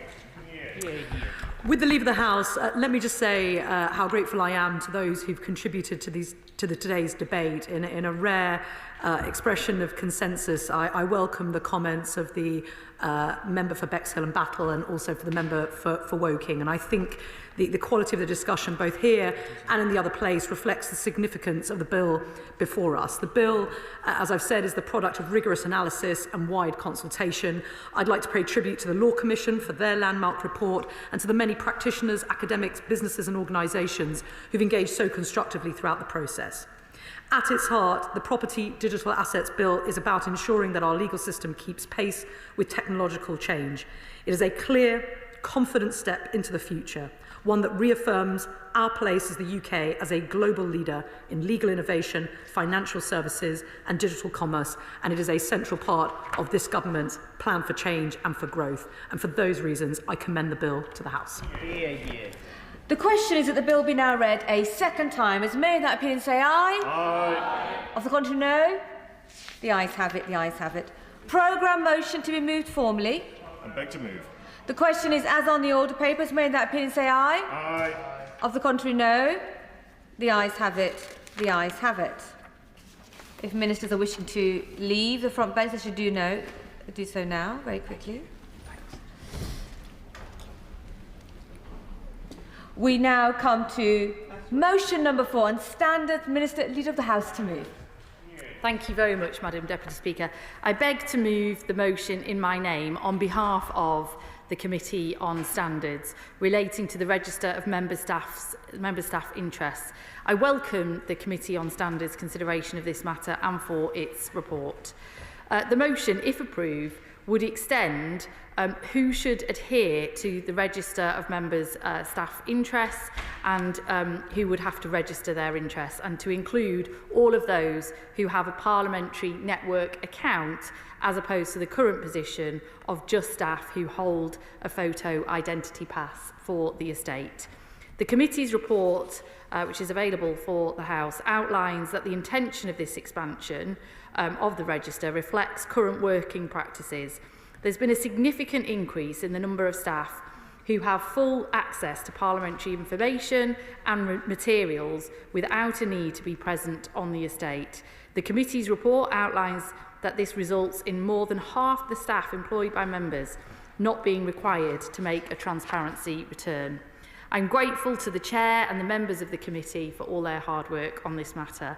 And I know that the Chair of the committee will want to contribute to this debate and outline some of the background to their work and how they intend to implement this measure should it be approved today. But I can assure the House that the intention is to provide time for the committee to make any necessary transitional and technical arrangement for the introduction of the change, and details will be provided to all members and staff. So on that basis, I commend this motion to the House. Question is as on the order paper, and I call the Shadow Leader of the House, Jessie Norman. Thank you very much indeed, Madam Deputy Speaker, and I thank the Leader also for the words that she's given. I just, in supporting this motion, would like to add one small cautionary note, which is that it has been relayed to me, both from constituency staff and from other bodies, in particular trade unions, that there is a potential concern about the release of names into the official public register and the connection that could be made there to email addresses for staff. And I'd be very grateful if, as the committee picks this up, it might devote some consideration to this amongst the other issues it will want to reflect on further in order to make this as effective and a good a piece of legislation, or as we can make, or at least ruling, I should say, as we can make. Thank you. Alberto Costa. Thank you, Madam Deputy Speaker, and may I first thank to the Leader of the House for so quickly coming forward with a proposal to enact the sole recommendation in my committee's third report of this session. The committee agreed its report on the 12th of June, and barely a month later, here we are seeking to put its recommendation into practice. The change we propose is straightforward and quite confined, but nonetheless, it is a real pleasure to see our proposal make such quick progress. As today's motion makes clear, the register of interests for MP staff, those whom we as MPs employ to help us in our work, has been in its present form since 1993. At that time, it was considered that members' staff had privileged access to the parliamentary estate and its facilities because they held a pass, allowing them physical access. It was those staff, and those staff only, who were therefore required to register any relevant interest. Times have changed, as times are wont to do. The arrival in the intervening 32 years of such minor innovations as the internet and mobile telephony have enabled remote access to the estate in a way not envisaged when the register was first created. There has been a substantial growth too in the practice of working from home, and it is entirely possible now, in a way it was not then, for our constituency-based staff to have access to parliamentary information and facilities without ever setting foot within the precincts of the Palace of Westminster. We are, in a sense, acting quickly to catch up slowly on the way that work and working practices have altered. At the time of our report a month ago, around 2,000 passes had been issued to our staff, but around 4,200 members of staff have parliamentary network access. The change the committee proposes simply means that all those who have such access will be required to register any interest arising from the list set out in the motion. It is a small but important reinforcement of the transparency that the House properly seeks in how the parliamentary community does its vital work. The change, as the Leader of the House suggested, will not happen instantly if the House agrees this motion today. The committee has sought to include a transitional provision in the motion to enable the Standards Committee to press go once the Register of Members' financial interests has satisfied us that the IT solutions required, of which we've seen examples, are robust and ready to go. I would also like to thank the Shadow Leader for the comments that he's raised and the concerns which he noted in respect of this motion. The committee is aware of concerns raised via the union Unite by some staff that a new requirement to register interests will place their names on a public register. And I in the Standards Committee have offered, Madam Deputy Speaker, to meet with staff representatives during the transition period to hear those concerns and, if necessary, to consider whether ameliorations may be required, and I would report back to the Leader of the House if the committee so views that those might be required. Therefore, I am grateful to Unite for having raised those concerns with the committee. And I'm also grateful to Unite for having said that they approve of the principles behind these changes. So with that caveat in mind, it is the committee's hope that the new arrangements will be in place in the autumn and that the committee, in conjunction with the registrar, will seek to publicise the change to ensure that all members of the House are able to encourage their staff to register as required. Once more, with thanks to the Leader of the House for so promptly responding and to the Shadow Leader for noting concerns raised by some, I trust that the House will feel able to approve these new arrangements. Thank you, Madam Deputy Speaker. Leader of the House. Yeah. Thanks. Thank you very much, Madam Deputy Speaker, and can I thank once again the Chair of the committee for explaining to the House the background and for bringing forward this report. As I have committed to him privately and publicly, I'm very keen that reports that are put to this House by the Standards Committee, I bring forward to the floor of the House their recommendations as soon as possible. So I hope that I can show willing with having done this in that way so quickly. And can I thank him for his reassurance to the Shadow Leader and to the trade unions, particularly Unite, who I know fully support the principles and the intention behind this measure. But as the Shadow Leader said, I think there are some concerns about creating an entire register, especially for those with nil returns, that perhaps could be farmed by those trying to lobby people and trying to get access to people, putting all their names and therefore, in essence, their email addresses out there for public view. So I look forward to him consulting and working with the unions over coming weeks about how that can actually be delivered, and if any changes are necessary, my door is always open as ever. So can I just finally thank him again, thank the whole committee, and of course thank the Parliamentary Commissioner for Standards as well for all his work with the committee on this and many other issues. The question is as on the order paper. As many that opinion say aye. Aye. On the contrary, no. The ayes have it. The ayes have it. I'll let the front benches have a moment just to shuffle over. Thank you. We now come to the debate. We now come to the general debate on the matter of giving every child the best start in life, and I call the Minister to move. Minister. Thank you, Madam Deputy Speaker. This government has a mission to break down the barriers to opportunity for children and young people so that background does not determine a child's future and their successes. After 14 dark years under the party opposite, we are restoring to our communities the hope which in too many places for too many families simply faded away. Because what this government inherited was truly a shameful legacy.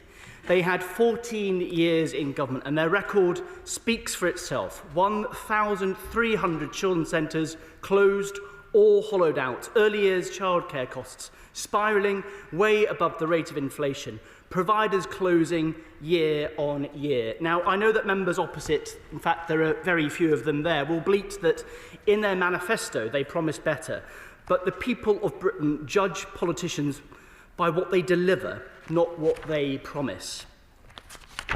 Madam Deputy Speaker, at the heart of Labour's ambition for a better Britain is bringing change to the first few years of early years, so that opportunity is not the privilege of a few, but instead common to all of us. Children's early years are crucial to their development, health and life chances. It is where we can make the biggest difference because, on average, 40% of the overall gap between disadvantaged 16-year-olds and their peers has already emerged by the age of 5. It is in those early years that so much of the inequality which today disfigures our society is entrenched. And if we want to build a fairer and a more equal society, as members on this side of the House want to see, that is where we lay the foundations. If we want to see change for good, then the transformation we seek to bring must be part of a wider approach that covers every aspect of education and health, every facet of opportunity. That is why this government has published our vision for the future of early years. This landmark strategy will bring together early years and family services and put children's first years at the heart of work to improve life chances. It's backed by close to £1.5 billion over the next 3 years to raise quality, close gaps and break down the barriers to opportunity for every child. Giving every child the best start in life sets out the first step to delivering on our plan for change, commitment for a record number of children to be ready to start school by 2028. We will make early education and childcare more accessible and affordable, improve quality in the early years and reception, and expand and strengthen family services. And this builds on the progress we are already taking, making sure that we fund new and expanded school-based nurseries across the country, funding new breakfast clubs in 750 early adopter schools, offering places to nearly 180,000 children, including 79,000 pupils from schools in the most deprived parts of the country. And from September, rolling out 30 hours of funded childcare for working parents, saving eligible parents with using their full entitlement an average of £7,500 a year. It should be the case that every parent that wants it can get the high-quality early education and childcare that they need. Yet 4 in 10 parents with children under 5 say there aren't enough places locally. Disadvantaged children and those with SEND have the most to gain from the high-quality early education, and yet more affluent areas often have more places. So we will improve the system, setting out a long-term vision for improving access to early years education and childcare to ensure all families can benefit. We'll create tens of thousands of more places in new and expanded school-based nurseries, backed by over £400 million of investment. We'll roll out the expansion of funded childcare hours to available for working parents, saving eligible families an average of £7,500 a year. And we work closely with local authorities to increase the take-up of the 15-hour entitlements so that children from low-income families, those with SEND and those in care receive the support that they need. As a result of the decisions made by my right honourable friend, the Chancellor of the Exchequer, she has taken, this government will soon be funding around 80% of the early education and childcare hours in England. Whenever the government buys a service, it has an obligation to use that purchasing power in the public interest, to shape the market, to improve standards, to support and develop the workforce. And that is what Labour believes, and that is what we will do. And we think that we could do more to guarantee the benefits of that investment and ensure that they are realised where they are needed. We will look across the early education and childcare support provided by departments to find ways to make it simpler and improve access and increase the overall impact of government spending on children and families. Madam Deputy Speaker, I have the privilege of getting to see firsthand the impact that our passionate early years staff have in so many settings across the country on the visits that I do on a regular basis.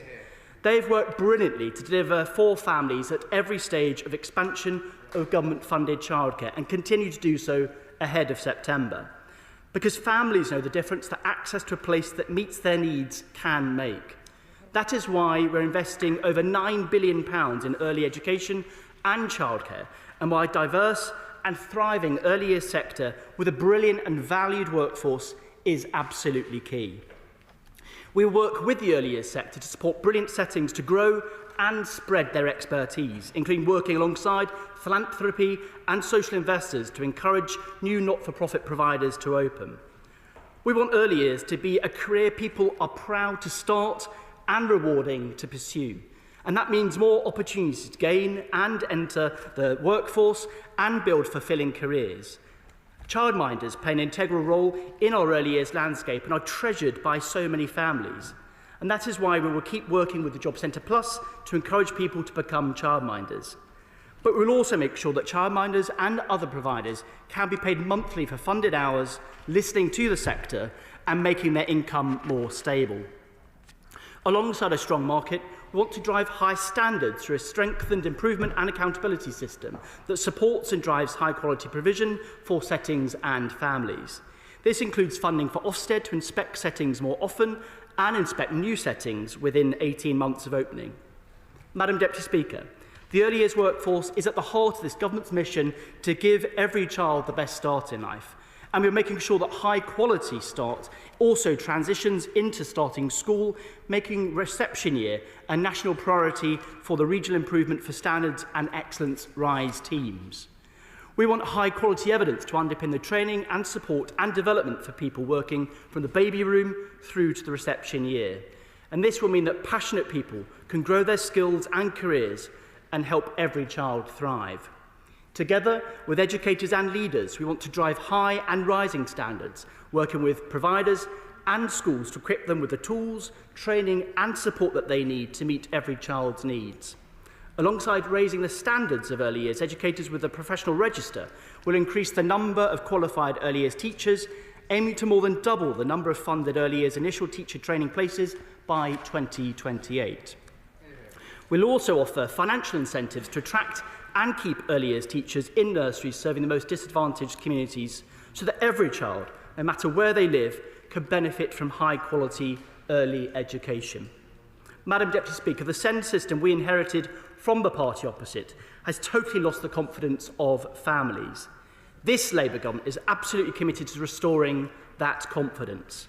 The last Conservative Education Secretary labelled the system she left behind as lose, lose, lose, while current Tory shadow ministers say that they did not do enough on SEND and should hang their heads in shame. We agree. The difference is we're doing something about it.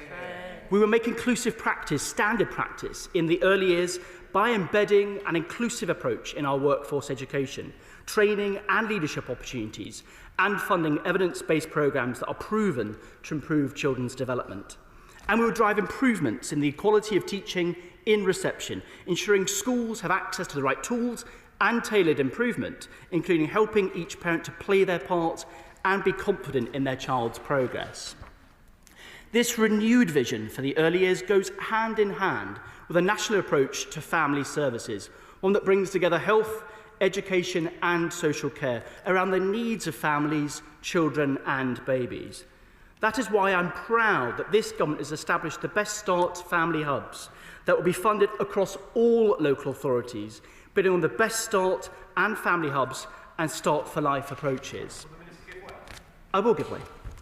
Thank the Minister for giving way, Madam Deputy Speaker. He mentioned family hubs, which I welcome, but he stated they would be delivered by local authority area. In my area of Surrey, we're going through local government reorganisation. How will that rollout be impacted by reorganisation? Are you expecting to roll out a plan over the next couple of years and then reorganise it after a new council has been created? I thank the Honourable Member for his intervention. We're obviously working through the detail of our commitments right as we speak, but certainly we'll take his point back to the department. I know they're working very closely with colleagues in MHCLG as well. I think what's really powerful is the fact that we will be rolling out these family hubs to every local authority in the country to make sure they make a real difference to every child's life. Madam Deputy Speaker, we're investing over £500 million to expand Best Start family hubs to every local authority in England, ensuring that wherever they live, families can access joined up, high quality support from pregnancy through to early years. As part of this investment, we are providing dedicated funding to deliver evidence-based support for the home learning environment with a particular focus on disadvantaged families and the quality of parent-child relationships. We want to support parents to create rich and nurturing home environments, encouraging them to chat, play and read more with their children, because we know those everyday interactions are the building blocks of early development. To help our ambition for 75% of children to achieve a good level of development by age 5, we will fund more evidence-based parenting and home learning programmes so that more families can access these services before their children start school. This will be supported by a new national Best Start digital service linked to My Children on the NHS app, bringing together the trusted advice and guidance all parents need in one place and linking families to their local services. So, in conclusion, Madam Deputy Speaker, the Labour government is committed to breaking down the barriers to opportunity and the early years, and where we do that most powerfully. This is why our ambition is clear: to make early years education the best it can be for children and in all settings. This is the start of a decade of national renewal for families and the support that they receive. We will go further and faster to ensure that every child has the best start in life and the chance to achieve and to thrive. The question is that this House has considered the matter of giving every child the best start in life, and I call the Shadow Minister, Neil O'Brien. Well, thank you, Madam Deputy Speaker. Everybody wants to give children the best start in life. That's why in the last Parliament we increased spending per pupil in schools by 11% in real terms. That's why we doubled spending on the free entitlements in real terms for the early years. But more importantly, it's why we push through difficult reforms which are often opposed by the party opposite in schools. It's why we brought in the knowledge-rich curriculum. It's why we brought in stronger accountability, why we pushed through the Academy's revolution and more parental choice. And the Minister opposite said that our record speaks for itself, and it does, and Labour's record speaks for itself as well. So from 2009 to 2022, England went from 21st to 7th in the PISA League table on maths, while Wales, spending the same amount, went from 29th to 27th. Labour MPs clearly don't like hearing this, but I'm going to carry on, I'm afraid. On science, England went from 11th to 9th, while Wales, same amount of money but run by Labour with no reforms, slumped from 21st to 29th. And I'm happy to take an intervention. I thank the Minister, Shadow Minister, for taking my intervention. He's always very generous with his time to me. I'm going to give him a friendly intervention. I was going to criticise the Conservatives for a lack of attendance in this debate, but he mentioned no reforms, and I noticed that there's no Reform MPs at all for this really important debate. When I spoke in the general election about education, and it turned to the Reform candidate in Harlow to give us his views on what their vision of education was, he didn't have an answer. Would he agree that we don't want the Reform Party anywhere near education? The honourable gentleman is completely right, and it's not the first time. It generally is the case that there's no one there. I'm afraid on this issue, Reform MPs are chronically absent, as we say, in education. But just to continue with my theme, so the IFS have pointed out that this huge difference in performance, the divergence in performance between England and Wales, can't be explained by poverty rates, it can't be explained by ethnicity. It's to do with the reforms that were not undertaken because of trade union pressure. In Wales, I have to give way. Thank the Shadow Minister for giving way, and I agree that measuring the progress of our children in key subjects to give them the best opportunities in life is absolutely crucial. But would he not accept that at the same time as climbing up international league tables, that came at the same time, caused, I believe, and many believe, by a restriction in the breadth of the curriculum, and that has come at the real detriment to many opportunities of children over recent years? I don't think that is true. I think if you look at the evidence pack produced by the government's curriculum review, it's clear that some of those kind of arguments are overstated. And it is true that we reversed the decline in the numbers taking double and triple science, and they had been falling for years and they went back up again. They